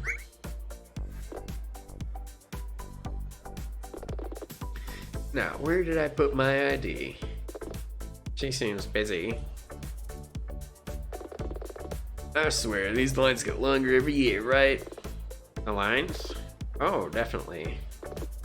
Incognito. Okay, so there are some stairs here. Sorry, this area is still off limits for now. They're still setting up. Unless you're staff or have a VIP pass, I can't help you. Go bother someone else. I know you got a job to do, but there's no need to be a prick about it.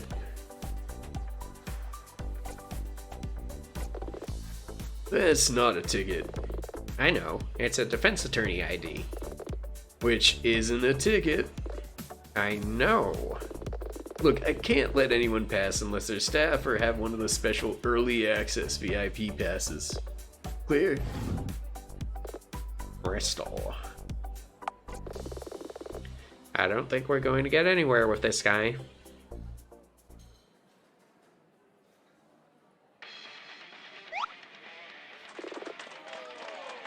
It's him, he's here. OMG, it's really him. What's all the commotion? It must be Axel Reyes.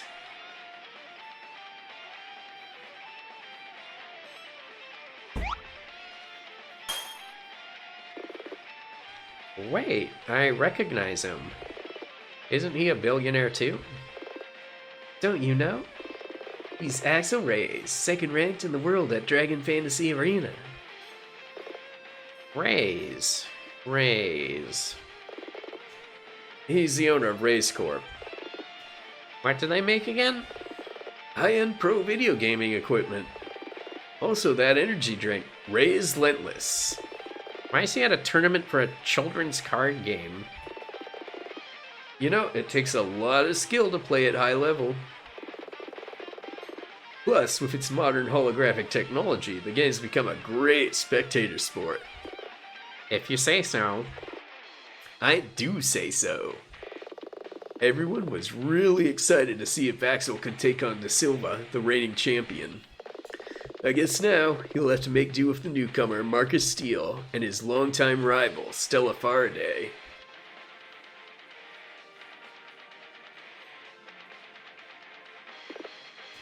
Hang on. Are you playing your own theme music? You're in my way. What?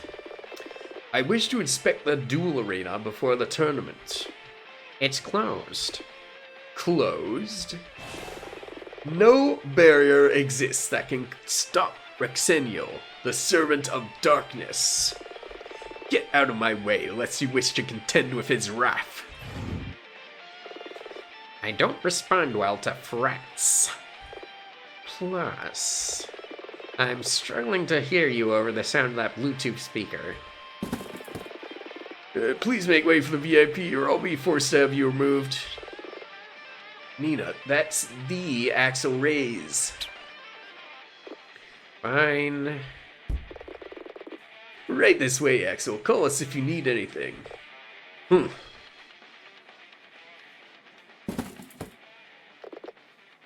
So cool. You know, I bet that guy's the murderer. He has that sort of vibe. Either that or he's the red herring. It's either the murderer or the red herring. Those are the only two things he could be. Evidently, the room's only closed to the little people. So, this is why Scrub was here? To play against these guys? Yeah, Scrub was always a decent player of DFA. He wanted to try and get in the big leagues, if that makes sense. You know, when I got up this morning, it probably wouldn't have. And now? I'm starting to get it. Hey, look. There's a porter at the front desk. Great, let's go speak to him.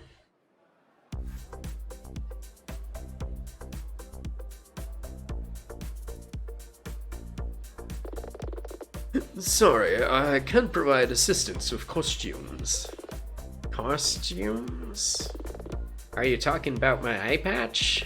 I'm not here with the convention. Oh. I'm so sorry. The place is just so full of weirdos right now. Hey, I've attended previous years, you know. They're just geeks, not weirdos. Okay, some of them are pretty weird. But there's no need to make a sweeping generalization. My apologies. Anyway, can I help you? We're looking to get upstairs. Sorry about the line, but you'll just have to wait. 2 of the elevators are out of order, and the stairwell is closed. Yeah, I saw that about the stairs. How can a stairwell be closed? The owner hatched some cockadoodle plan to replace all the stairs with escalators. You seem quite frank with regards to your employer. Oh, I'm sorry.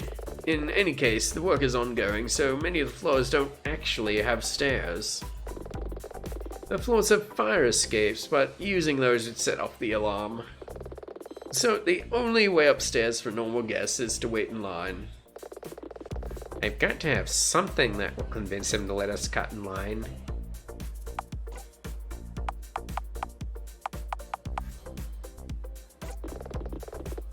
I'm actually a defense attorney representing Terry Scrub.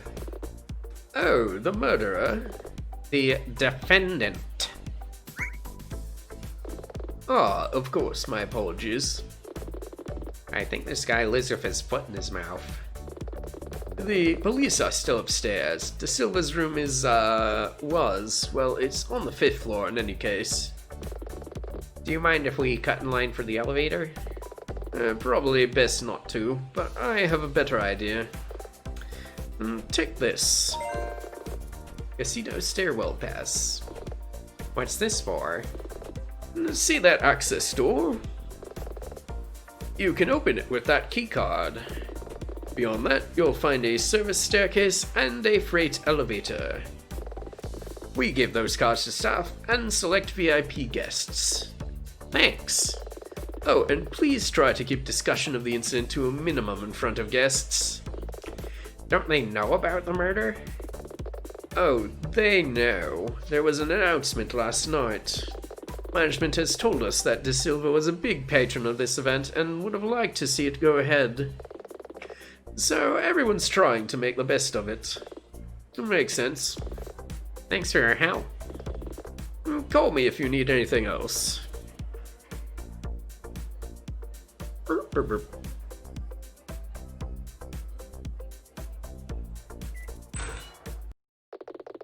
High Flyers Casino, 5th floor, December 3rd, 11:35 a.m. Oh god, too many stairs. Are you okay? Do I look okay?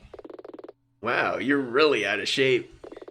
I'll have you know, I can object to 2 statements at once. We should have just used the freight elevator. That coffin? It looked older than my office building. My windows leak when it rains. Well, we're here now. 5th floor, right? Seems like it. Okay, let's look for a uniform. The porter said the police were still here.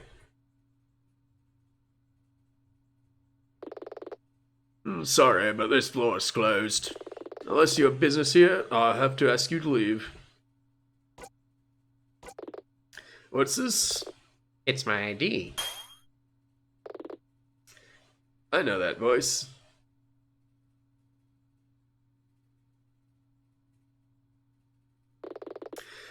Miss Aquila, as I live and breathe. I haven't seen you in weeks. Great, just great. She's an attorney, Stefan. She can have access to the scene. I'll vouch for her. You heard him. I can guess why you're here. Due diligence? Not sure I follow your meaning, detective. I mean, Scrub's going to plead guilty, right? Plead guilty. No, he isn't. Who's this?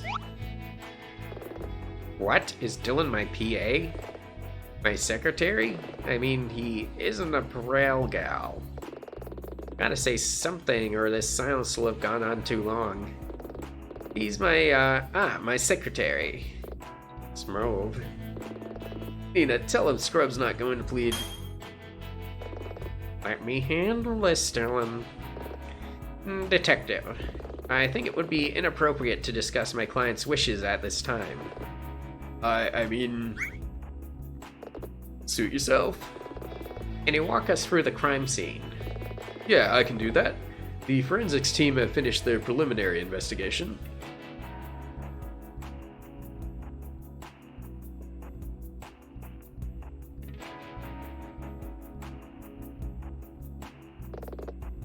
Are you ready for this? For what? We're about to walk onto a murder case. You never really know what you're gonna see. I'm just asking if you're gonna be able to deal with that. What are you suggesting? I'm not suggesting you're not tough. The sight of blood, corpses, some people go into shock when they see them. They can't help it, it's a physical reaction. I can hack it. Okay, just if you have to leave in a hurry, no one will think less of you. Got it. Here you go, De Silva's hotel room.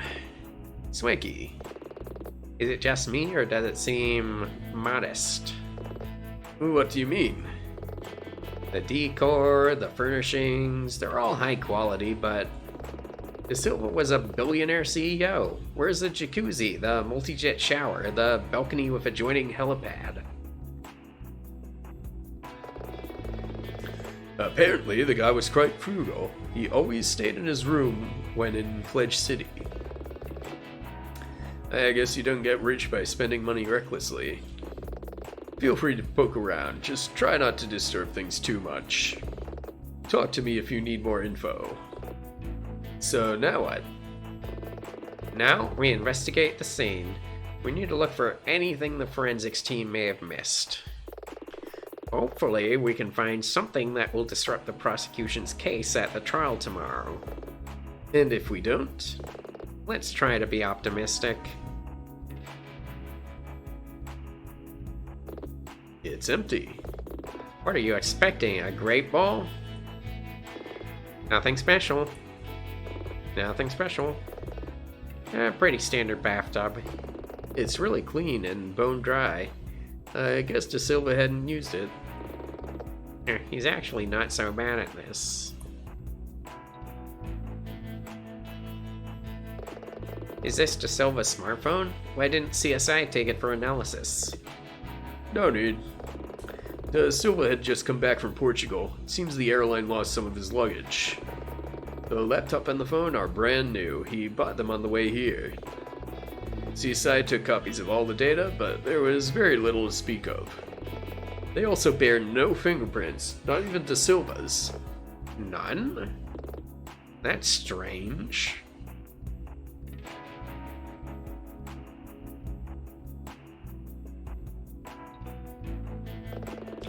Is this really De Silva's outline? He must have been huge. Yeah, they say he was a bodybuilder. He almost competed at international level in his youth. What stopped him? Some accident or something. An injury. That's why he went into business. I guess that syncs up. He owned Silva Pro after all. Silva Pro? Yeah, they make sporting goods. And trading card game products. I think that was why he was so involved in them. There's almost no blood, just a few spots here and there. The coroner's report is pending, but from what I saw when I came in, it's pretty clear he was strangled to death. Strangled to death? Profile, Joel De Silva. I feel like I've seen one of these before. It's a card mat made by Silva Pro. I recognize the character. She's the healer in one of the Dragon Fantasy games. It's a popular character with cosplayers. Tell me about it. DFA players use these when they want to have a small-scale game. Card mat. It's the only one here. De Silva could have been doing tournament prep. Perhaps, but here's a question.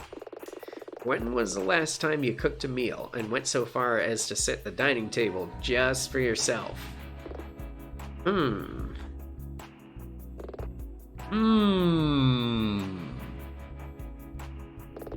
Never mind.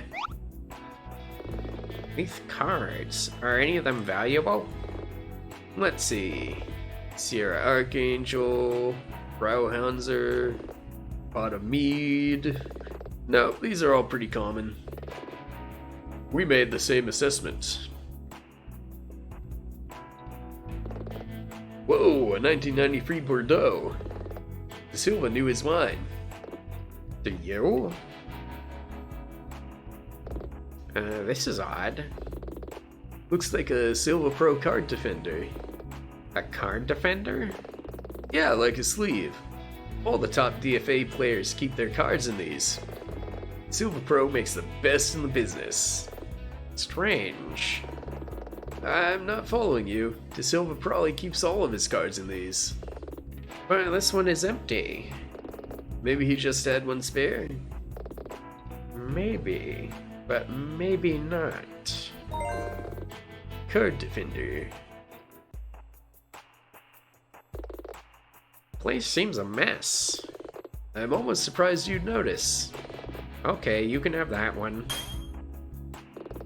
Still, there's an order to the chaos. I think somebody searched this room for something. And judging by the mess, I'm willing to bet they didn't get it. Disturbed items. Detective, did you find any fingerprints on any of this stuff? Nope, no prints. You mean none from the killer, or...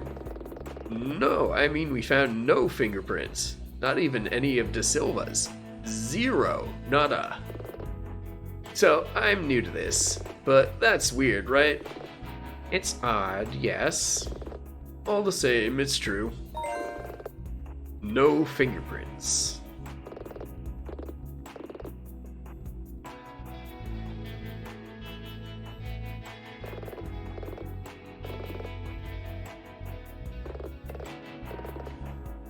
These all say the same stuff.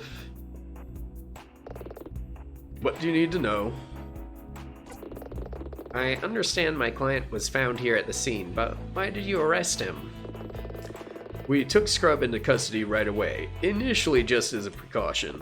But one of the hotel staff said they recognized him from a fracas in the hotel lobby. They said he and the victim had argued over a game of cards, and Scrub had said he wanted to kill De Silva. Putting those two things together, the prosecution service decided to charge him with the murder. Violent victim argument. Scrub said that a hotel maid raised the alarm. That's right, she's called Maria Stevens and has worked here for several years. Profile, Maria Stevens. Can I speak with her? Afraid not. She was quite distressed. The prosecution managed to have her visit a counselor before the trial. Not too surprising, really, given what she saw. She said she walked in and saw Scrub standing over De Silva's body. It took her a moment to realize De Silva was dead. Then she screamed before alerting hotel security. Well, at least that syncs up with Scrub's explanation.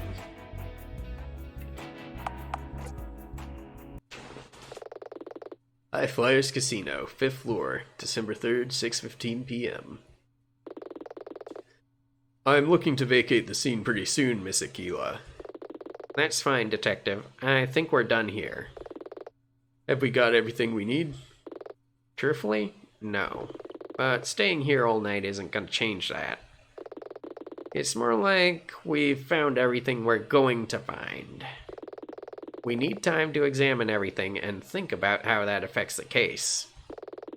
Time to head back to the office. Take care.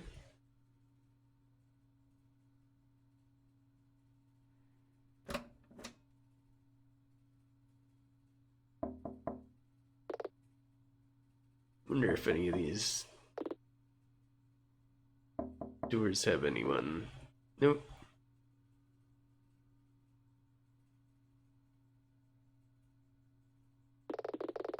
You ever get tired of just standing there like that? You're asking if I ever get bored of being a police officer. Well, do you? Do you get bored of being a defense attorney?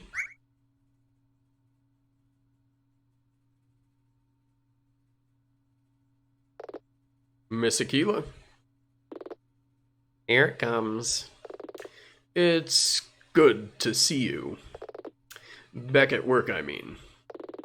Got to stay professional. Mm-hmm. Miss Aquila. Nina. I want you to know... Will that be all, Detective Flatfoot? Yeah. That'll be all.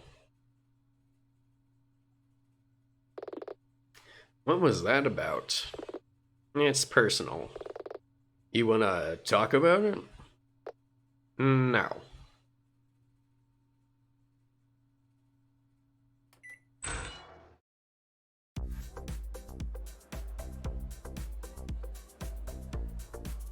Okay. Sweet, the dining hall. I could really do with something to eat. I think it's only open at meal times. Plus, I suspect this place is expensive. It's an ATM. I've got better things to do than be reminded of all the money I don't have. Okay, so this place looks about the same. Still a long line, shorter than it was. These lines are a little shorter too. But anyways, we're supposed to go back to the office.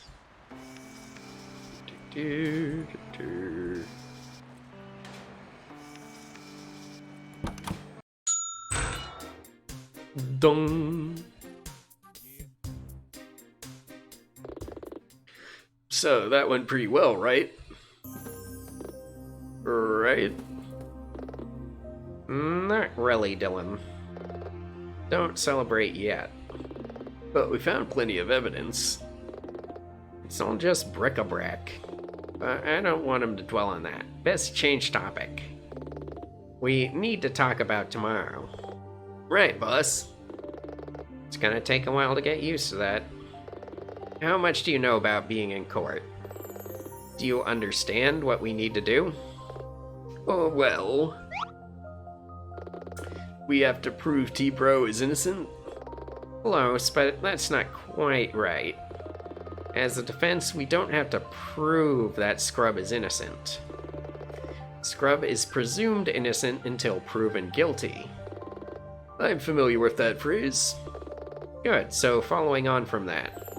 There are facts and there are theories that fit those facts. Fact, Joel Da Silva is dead, and he didn't strangle himself. Someone murdered him. Fact, Terry Scrub was found at the scene. His motive is admittedly loose, but that doesn't change that fact. The prosecution will assert a theory that Scrub killed Da Silva. Our job is to demonstrate reasonable doubt that this theory is correct. And we use the evidence to do that? That's the idea. Usually, anyway. Damn telemarketers. Nina. Do you think T-Bro has a good chance? We'll both do our best. Okay. We're on the back foot, so we'll have to listen to the prosecution's case. And then what? We wing it. Well, you kept up your end of the bargain. Where are your cleaning supplies? Dylan? Yeah? Go home. Oh. Okay. Get some sleep. We'll meet at the courthouse at 9 a.m.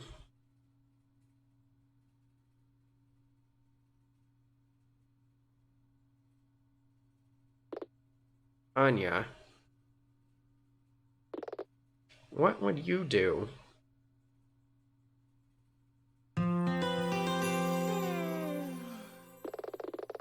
This is the end of the day. It is recommended that you save your game to a new file before you continue. You can also save at any time from the main menu screen.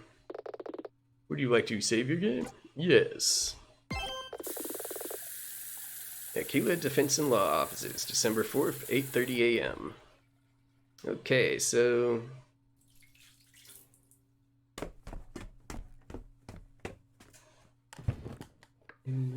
I think what I'm going to do with this is... we'll go into court, and if there's additional days after the first court session, then we'll stop there and move on to something else. Just so you guys know. Whoa. Okay, time to go to the courthouse. It's in the middle of town, so it shouldn't take long to get there.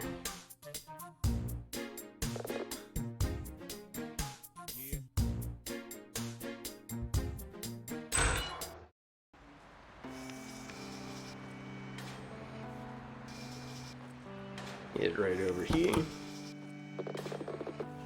District Courthouse, Courtroom B, December 4th, 8:55 a.m. Okay, I can do this. Same place as always, the bench on the left.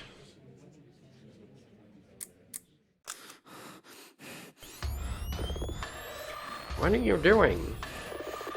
Miss Aquila, silence yourself. Speak to me! Miss Aquila, cease your protests or I will hold you in contempt. Deep breaths, Nina.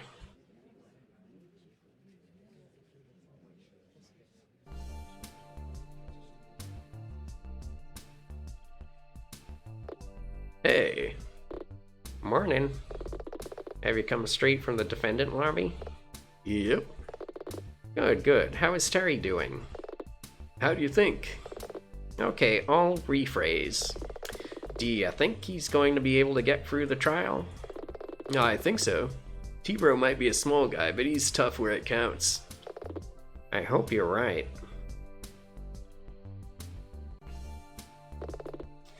Hello again, Miss Aquila. Chad? My colleagues in the defense community say that everyone else turned Scrub away. What's your point? Oh, no point. I just think it's fine of you to represent him under such circumstances. He uses an awful lot of words without really saying anything. Tell me about it. All rise for the Honorable Judge Tawny. That means stand up. Oh.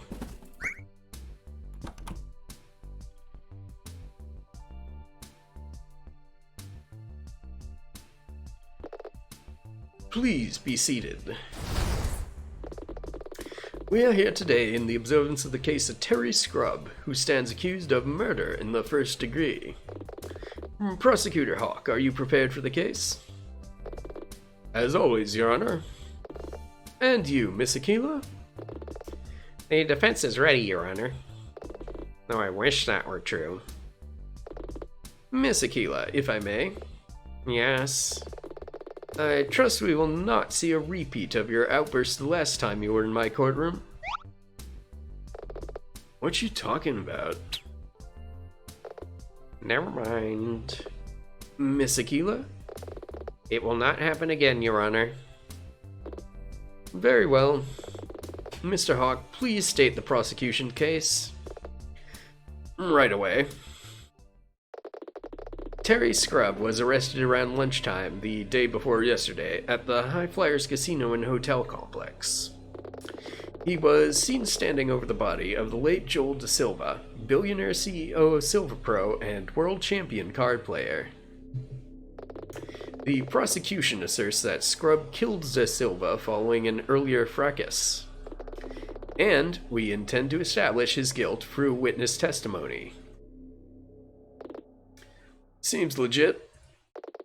He's accusing your friend of murder. Hey, yeah. Drink. That's not legit at all. Gotta hand it to Hawk, though. There's real confidence in his words. Why is he looking so smug? You can't read minds, Chad. And just in case you can, Chad Hawk is a big... Thank you, Mr. Hawk. Bailiff, please bring in the defendant. Defendant, can you please confirm your name and occupation? Yes, Your Honor. My legal name is Telepicus Scrub. With the what now? But I live under the assumed name of Terry. I would ask to be addressed as Terry Scrub. Telemachus? Yeah, like I said, T-Bro and I grew up in an orphanage. We all got classical names. So how do you end up with Dylan? My real name's actually Odysseus. It is? Oh, so, I'm currently unemployed, Your Honor. I see. In that case, what were you doing at a casino? I was entering into the DFA tournament that was about to take place. DFA? Dragon Fantasy Arena, Your Honor. Ah, yes, the one with the dragons, demons, cards, and such. One of my grandsons plays it. He's 8. It's far more than just a game fair. You are correct, Your Honor. Best not to get into a long discussion about how DFA is a children's card game played mainly by adults. Well, anyway, the tournament has prize money. As I'm between jobs, I thought I would enter. Very astute. Yeah, I thought so. Oh, scrub. She's not serious. We come to the matter at hand. Terry Scrub, you stand accused of murder in the first degree. How do you plead? I plead not. Mr. Scrub, before you answer, the report that the prosecution submitted before this trial was quite damning. Their arguments are persuasive. What the? Given how you were found standing over the body, I would ask you to consider your position carefully. Objection!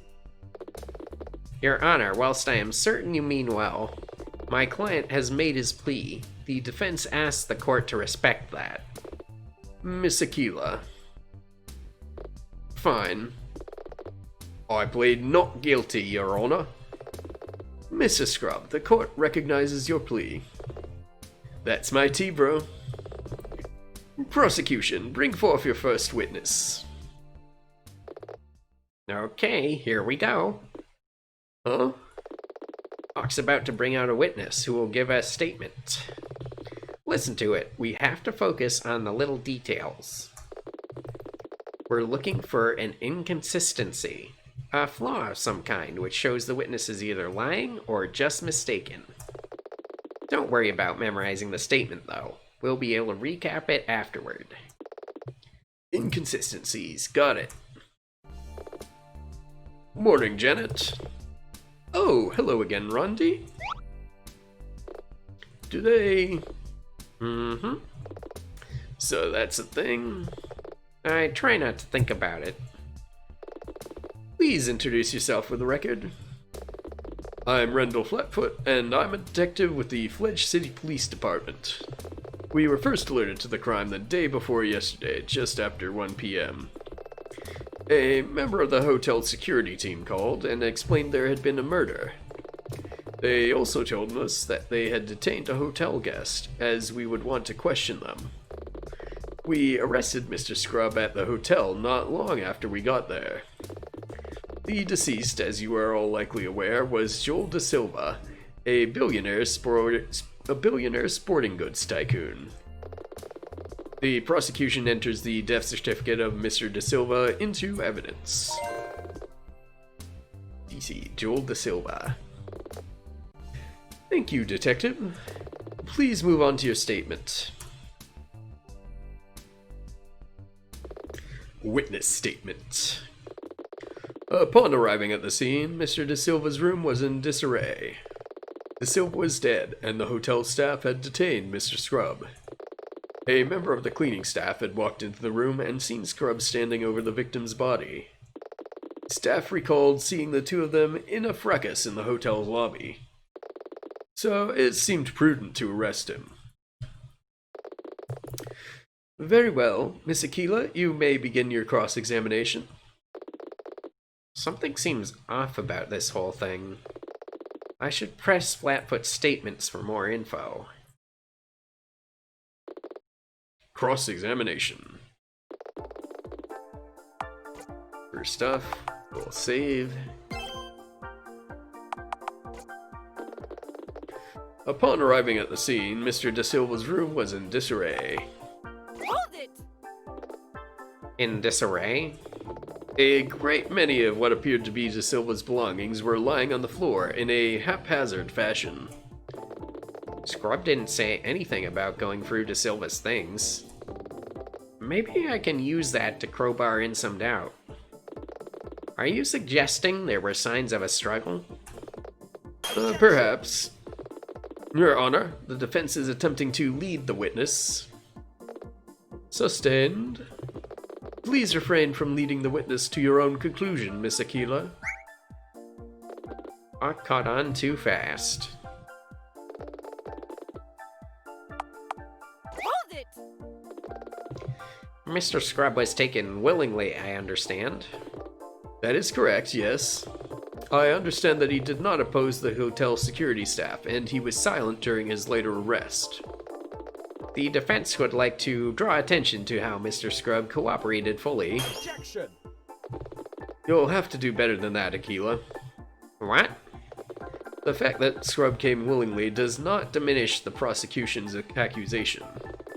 He's accused of murder, not evading arrest. Do they have to be so abrupt? No, but he's right. Much as I hate to admit it. We'll have to try something else. Hold it! A member of the cleaning staff? Your Honor, this is surely hearsay. Flatfoot can't enter a statement on behalf of another. It goes against convention. Objection. The detective is describing the statement that was given to him by the witness as it was presented to him. True, but It describes why he thought it prudent to arrest Mr. Scrub. Nothing more. I agree with Mr. Hawk in this instance. But Miss Aquila makes a valid point. Mr. Hawk, do not engage in hearsay. I would never. Very well. a bit more effort than a slap on the wrist would be appreciated, Judge. Hold it! What's a fracas? Fracas. It just means they had a severe argument. Then why just not just say fight? From what we understand, there wasn't much of a physical altercation. What? Scrub didn't punch De Silva. Oh. We should probably let this one slide. Why?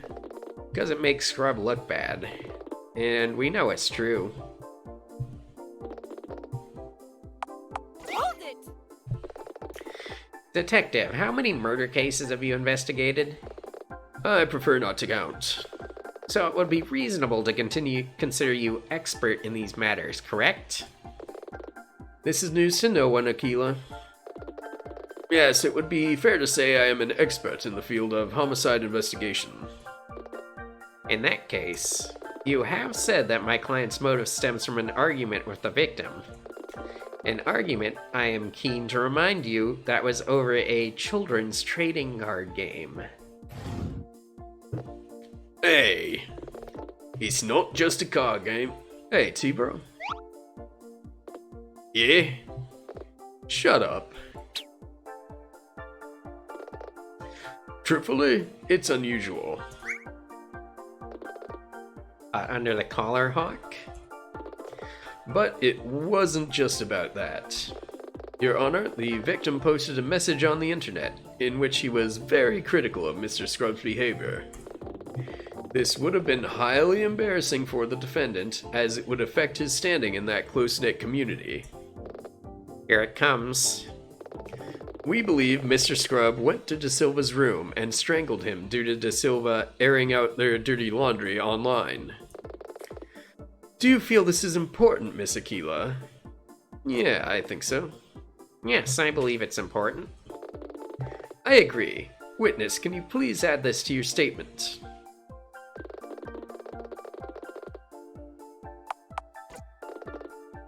T-Bro would never do that.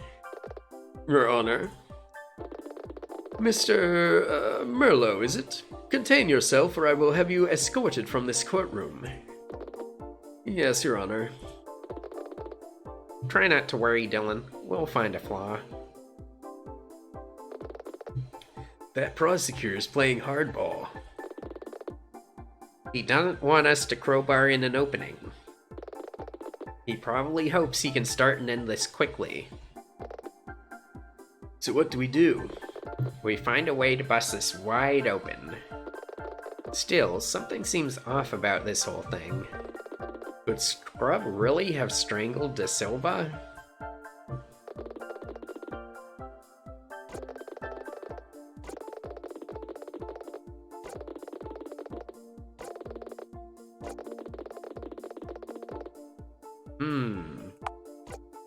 Let's see, what have we got? Got our card, our eye patch, a card defender, card mat for Dragon Fantasy Arena. Oh hey, that's the character that was in the last case. There's the casino stairwell pass. There's the argument between the client and victim. There were closed stairs. Joel Da Silva was killed by a strangulation. Death certificate. Disturbed items. Faulty elevators. No fingerprints. I think this is what we're supposed to press, but let's look at the other evidence quick. Got profile. File for Maria Stevens, the witness, member of the cleaning staff. And there's the defendant. Okay, so we give them this guy's profile because it would have been tough for our defendant to strangle a former bodybuilder. Objection! Detective Flatfoot. Could you fight Mr. Scrub? Let me drink quick.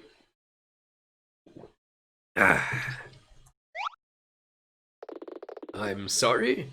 I don't think I understand the question. My client is standing in front of you at this very moment. Could you take him, beat him up, if he were to attack you? Objection! Really, Aquila? Why do you persist in wasting the court's time? Objection! Your Honor, the defense wishes to direct the court to the profiles of Mr. Da Silva and Mr. Scrub. I could take that pig, no problem. Oh, please, calm down before you hurt yourself, Pipsqueak. Order! Miss Aquila, I insist that you explain yourself. Happily, Your Honor. The defendant you see before you is a man of slight build. Is a man of slight build who is under 5 feet tall. Whereas Joel Da Silva was an imposing man. A former professional bodybuilder. And was around 7 feet tall. But the defendant is a biker. The bikers of the desert to the north have a reputation for physical violence. Nina, that's profiling. Surely they can't say that. Detective. Objection!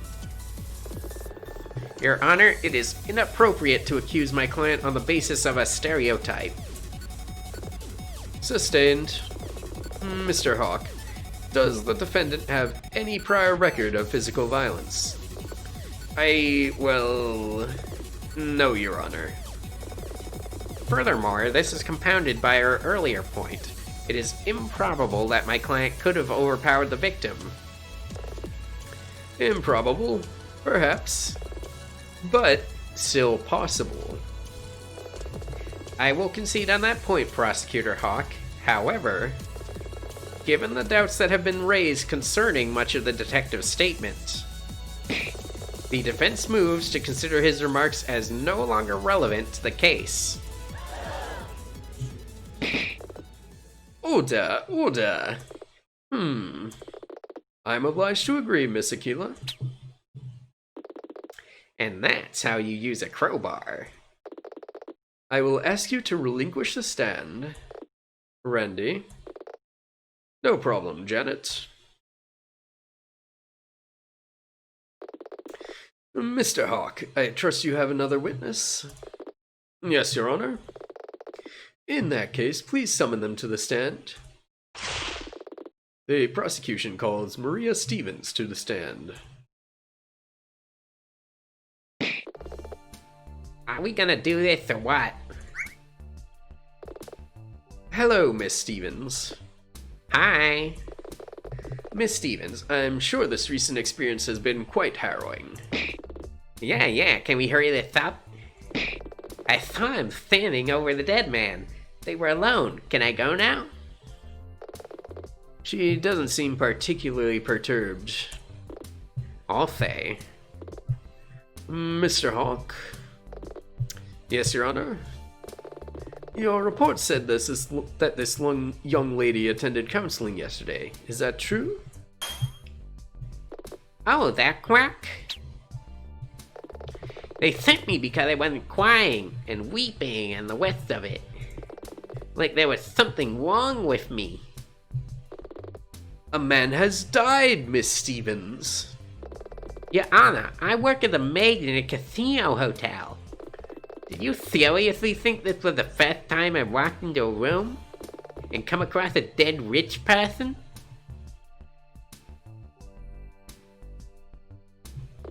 I see. Yes, I can see how that changes things. It does? How many people have died at that casino? Like I said, that man was standing over the dead man's body. Can I go now? I'm sorry, Miss Stevens, but no, you can't leave. You need to make a formal statement. This is supposed to be my day off. I appreciate that, but I have to work 2 jobs. that's quite unfortunate. I only get 1 day off every 2 weeks. Maria Stevens, that is enough!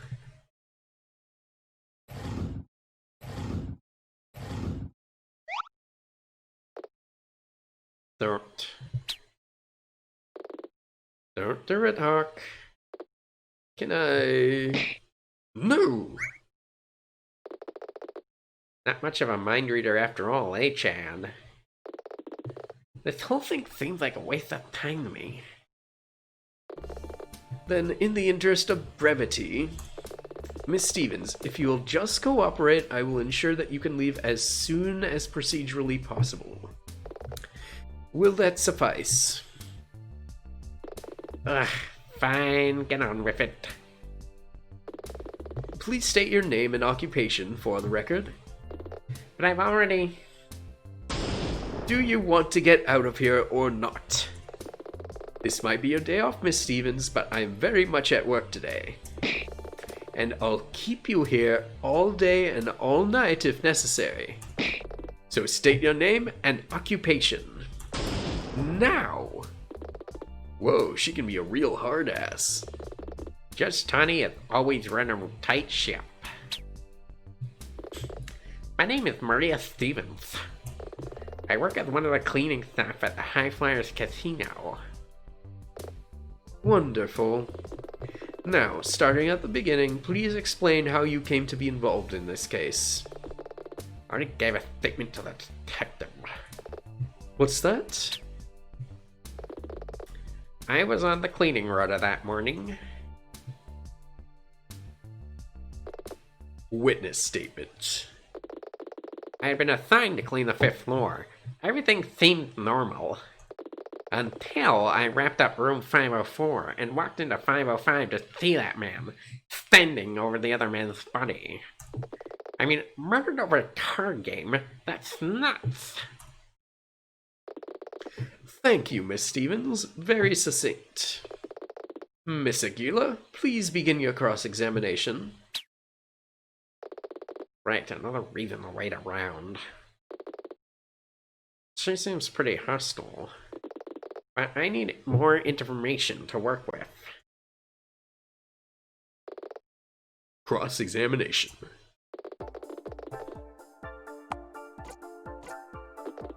Hold on.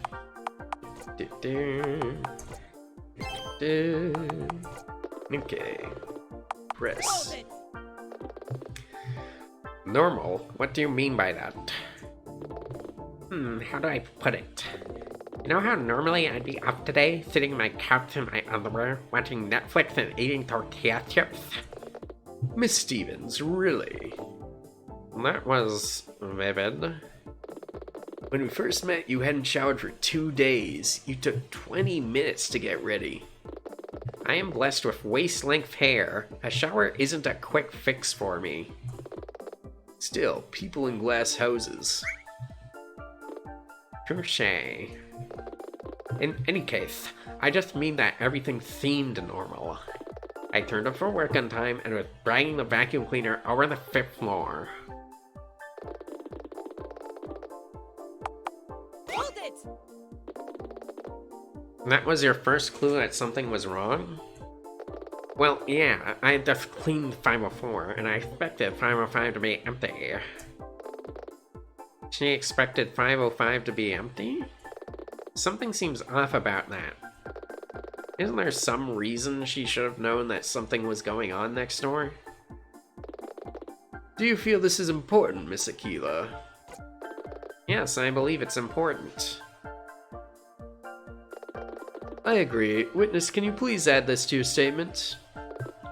Fine. I just cleaned the room next door and expected 505 to be empty.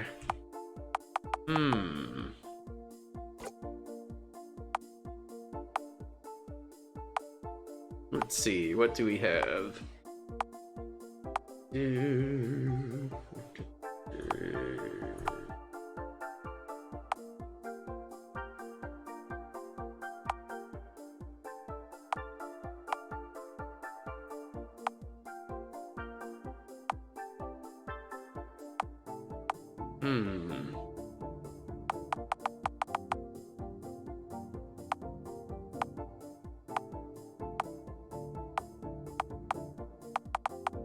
Let's see. 505. What reason would 505 not be empty? Objection! Miss Stevens, are the walls in the hotel quite thick? No. I probably shouldn't say this, but it's actually the source of many complaints. These voices are similar enough that I'm kind of overlapping them. Sorry about that. Really? All I'm saying is this. Don't ever rent rooms 303 or 305. 304 is the honeymoon suite. Starting to feel that by the end of this case, none of us are ever going to want to stay in that hotel. In that case, Your Honor, the defense wishes to present these disturbed items. De Silva's murder left his room in a state of complete disarray. Even Detective Flatfoot commented on this earlier today. I find it hard to believe that... Objection!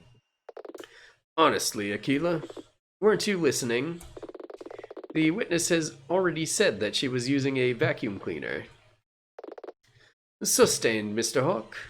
It seems quite reasonable that a vacuum cleaner could obscure the noise of what may have been happening next door. This isn't good, Nina. You're right, and we're running out of ways to dispute her story. Think, Nina. She heard nothing before walking into the room. So that means everything before that is effectively blank. None of us can truly prove what happened before she walked in. Wait. None of us can truly prove what happened before she walked in. Prosecutor Hawk? Yes? Are you saying that this witness can't give any indication of what was going on before she walked into the room? Are you seriously asking that? Of course I am. No, wait. Objection! Your Honor, the vacuum cleaner made it impossible for this witness to hear what was going on next door. And my colleague on the opposing bench concurs with me on this. I'm not sure if I follow your reasoning, Miss Aquila. Isn't that what the witness has been saying all along? Yeah. The witness initially said that she heard nothing from the room next door. However, as Mr. Hawk has so eloquently agreed, it's not that she didn't hear anything. It's that she couldn't hear anything. I get it. That means... Yep, Your Honor. The defense concedes that the witness did walk in on my client while he was standing over the victim. However, she did not witness a murder. In fact, she offers no cause to disprove another theory. My client could have walked into the room just moments before she did. But that's not right. Wait, what? What isn't right? I did hear someone. What you said? I know what I said. I don't like where this is going. What do you mean, Miss Stevens? Someone was in the corridor a few minutes before, just when I started the vacuum room 504. Later, when I saw the defendant standing over the dead man, I assumed he was the person I had heard. I see. Witness, this sounds like an important detail. I'm warning you if you are leaving out details in the interest of time. I'm not, I swear. I genuinely just didn't think it was relevant. Given this new information, I am inclined to ask this witness to make a new statement. Mr. Hawk, do you object to this? No, Your Honor. And Miss Aquila? Do I want her to make a new statement? Sure. Do we really want her to testify again? Think it through. She says she heard someone a little earlier, but Scrubs said he had only just walked in when Maria found him. Scrubs' our client. He says he's innocent, so we place our trust in that. So if Scrub wasn't there earlier... Somebody else was. Right. Hey, Nina. How are we doing? It's hard to say. We avoided an early guilty verdict, but now we're going into overtime. You think Hawk still has the upper hand? Yep. Scrub was there, he was mad with Da Silva, and Da Silva is dead. None of that has changed. And he could have strangled him. Like Hawk said, it's improbable, but not impossible. He would never. I know that. You know that. But the problem is proving that. The defense would like Miss Stevens to make another statement. Miss Stevens? Yes? Please make a statement about what you just mentioned. And don't leave anything out, or you'll be streaming your shows from a temporary cell.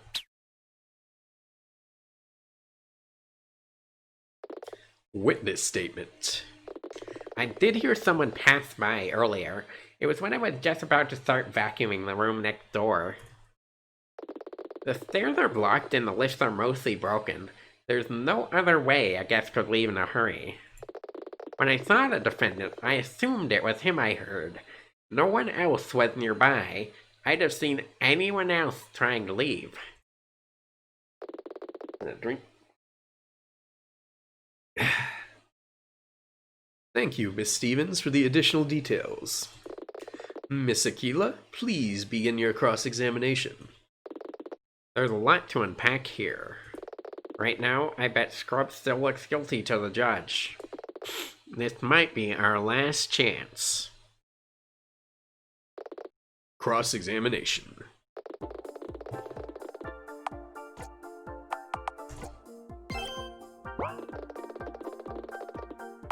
Hold it. Did you see who this person was? No, I only heard them pass by. But that could have been anyone. It could have been someone else who happened to be leaving. Ordinarily, I'd agree with you, but...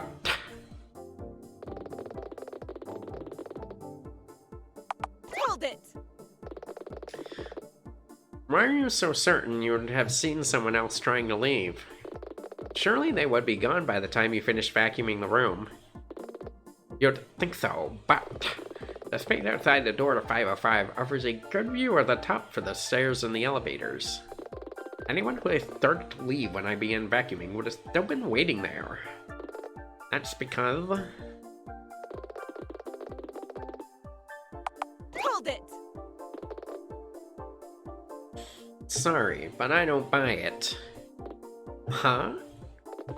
You're seriously suggesting that a person leaving could still be waiting for an elevator? For real? I can see you've never worked in a hotel before. It's around lunchtime, and in mealtimes are the busiest hours for the hotel's communal areas.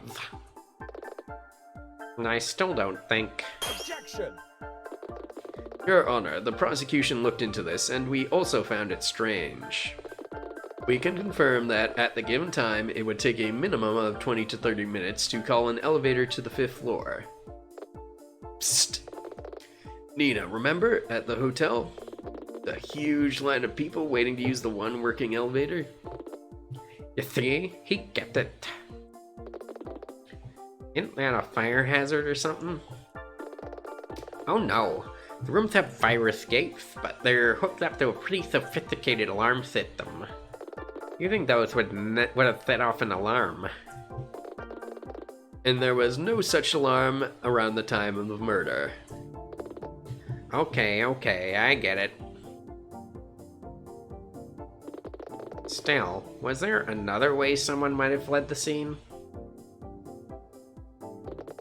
Gotta admit, I'm kind of worried here. You and me both. Think for the theory. Someone killed the Silva and they must have escaped. Was there another way to get off the 5th floor?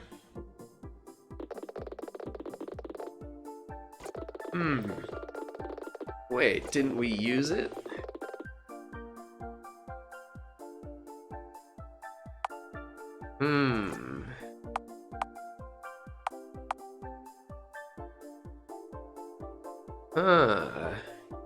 Maybe they had one of these. Objection! Witness, can you please look at this piece of evidence and explain what it is? Fine. It's a service stairwell path. I have my own with me right now in my purse. Could you also describe its use? These passes allow people to access the floors of the hotel using the service stairwell on freight elevator. Your Honor, the defense posits that if the actual killer used one of those cards, they could have left... Objection! Those cards are only given to the hotel staff. Objection! I gained this card merely by explaining I was an attorney at the hotel's front desk. At which time I was also told that they have been given to select VIP guests. Namely, celebrities who would otherwise attract too much attention when moving through the hotel. Such as, I don't know, any celebrity player at a Dragon Fantasy Arena tournament? Hey, yeah, that defense attorney has a point. Ray thinks she buys her conditioner. Order, I say. Mr. Hawk, just how many players of this children's card game are present for this tournament? Let me see now. Struggling a bit, Chad. My notes say that the tournament has room for 64 entrants. That being said, only a few of them could be classed as celebrities. Axel Reyes, Marcus Steele, Stella Faraday. Those names are meaningless to me, Mr. Hawk. Your Honor. Okay, time to lay all my cards on the table. The defense asserts that the prosecution's case is open to a possibility, namely, that any of these VIP guests could have been at the crime scene.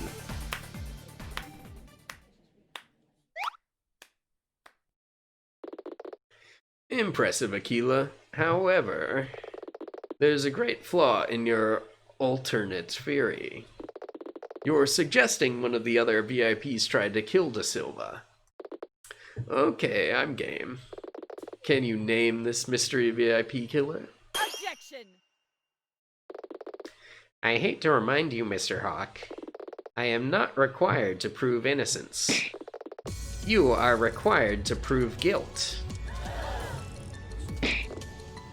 Order.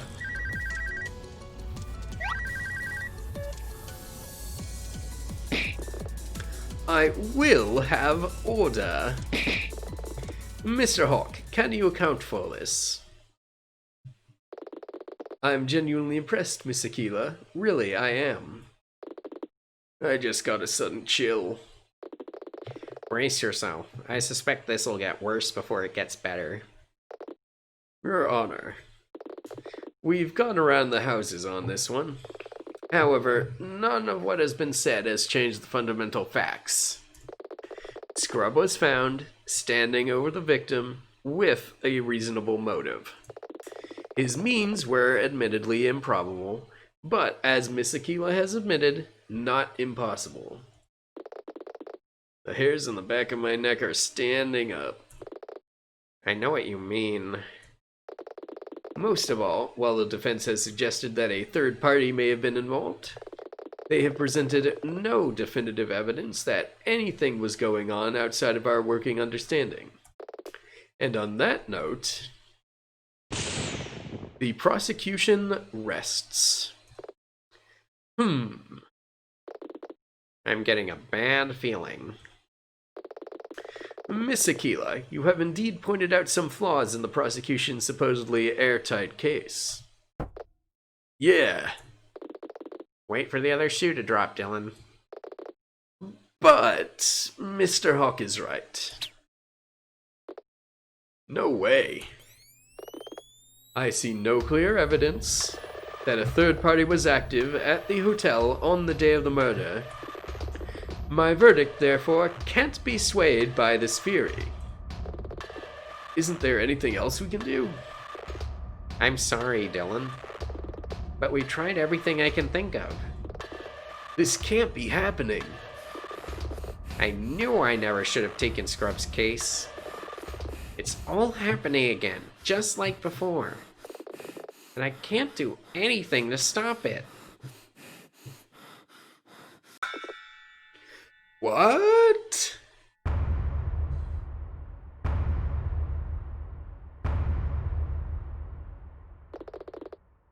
Your Honor, may I address the court? What's going on? I have no idea. Objection! Your Honor, I must protest. This is highly irregular. Silence, Mr. Hawk. Do not presume to order me around in my own courtroom. Go ahead, Randy. We have just received a report This doesn't help us, we're finished. that another crime was committed at the High Flyers Casino. Objection! Of what possible relevance? Someone robbed the casino safe at around the same time as the murder. Well, this is quite the revelation. Was anything stolen, Detective? That's just it, Your Honor. According to the casino staff, the safe contained only one item. They don't know what it was. Only that it belonged to Joel da Silva. Ina. On it. Objection!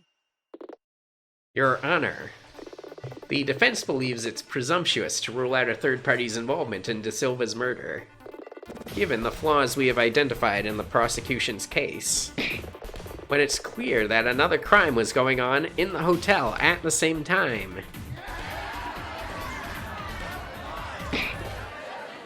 Order? Judge Tawny, surely. Order.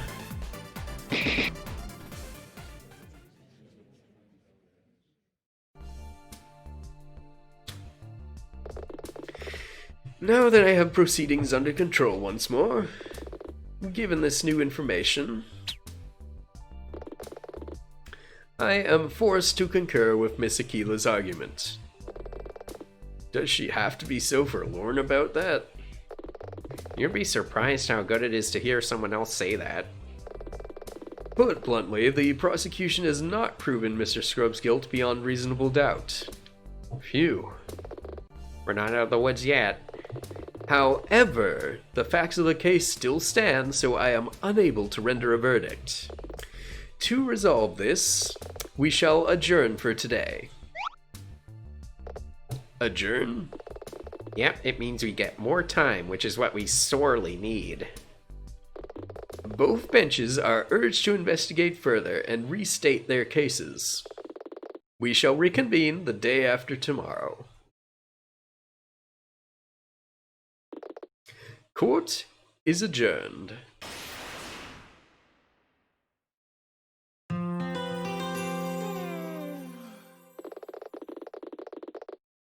All right. So we will save, and we will use this opportunity to end the playthrough of this game.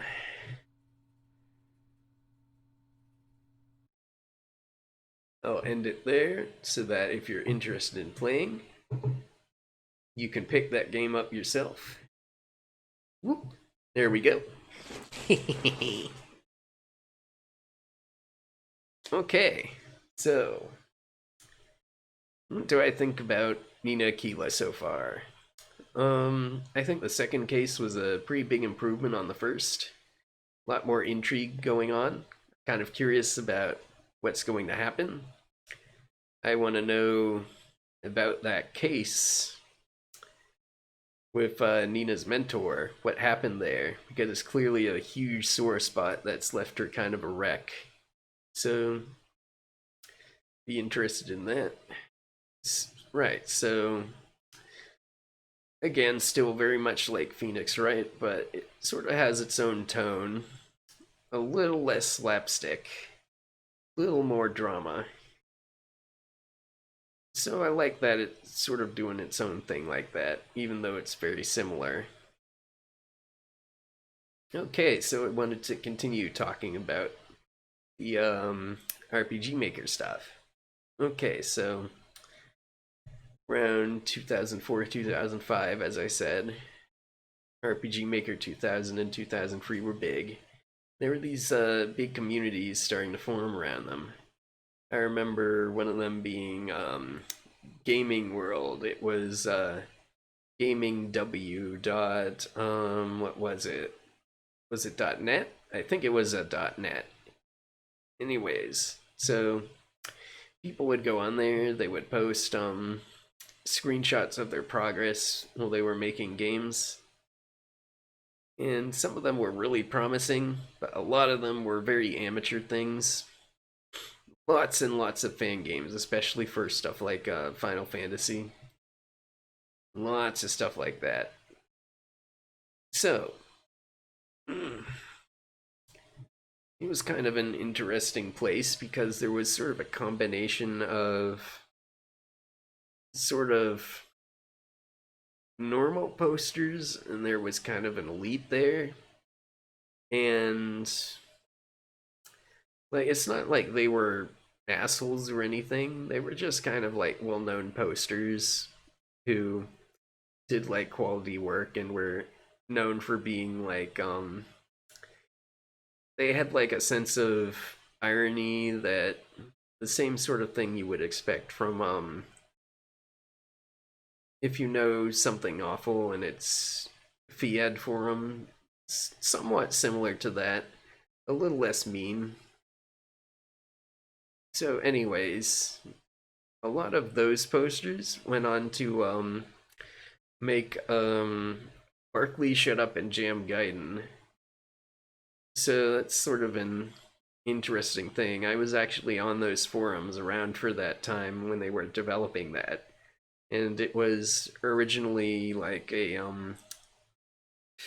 RPG Maker project, but they then ported it to Game Maker later, and it became the game we know today. And it's sort of interesting how Barkley 2 fell apart.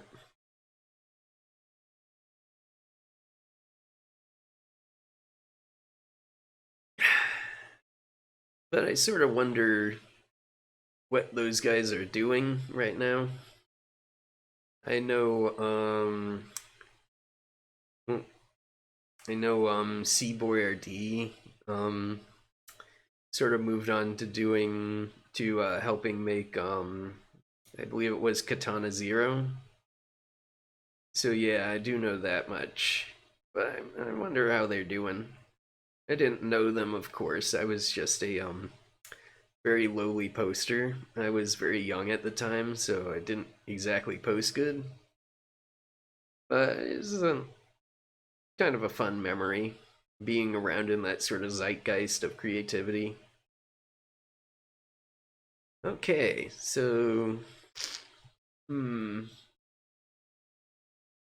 second case went a little longer than I thought it would be, and we're probably not even close to finishing it. So I think that's going to be it for today. A good solid 3 hours. But yeah, might be interested in doing this sort of thing again. Just looking for RPG Maker stuff and stuff that's like more obviously amateur work. People who love making these games but don't have like $1 billion to throw at it. Yeah, this was fun. Thank you all for watching with me. I'm going to end the stream here. Have a great day. And this weekend, I'm going to be playing more Ys. And let's see. One more thing I wanted to talk about. I posted this on Twitter, but okay, so after this week, I kind of want to stop doing the themes. I liked them. It was kind of fun to do them. Kind of a nice do a specific thing on a specific day. Helped with organizing myself, but I'm thinking that I would prefer to just continually stream whatever. That way I'm not streaming like games like Ys just because it's not the weekend. Like, I want to be able to say I'm going to block out this week to play, say, this route of Ys Origin. So we're going to be getting rid of the theme days themselves. Of course, I will continue to be streaming content that is on brand with those themes. I will continue to be streaming RPGs, and I will continue to be streaming the LGBT focused games that have a LGBT themes or relationships.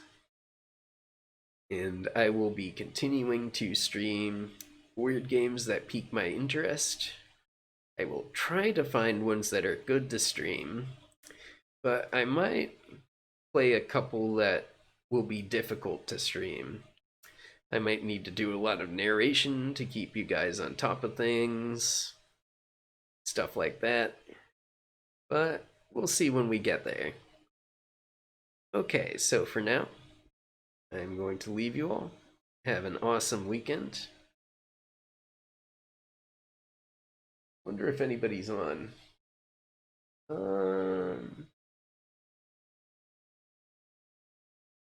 Not really.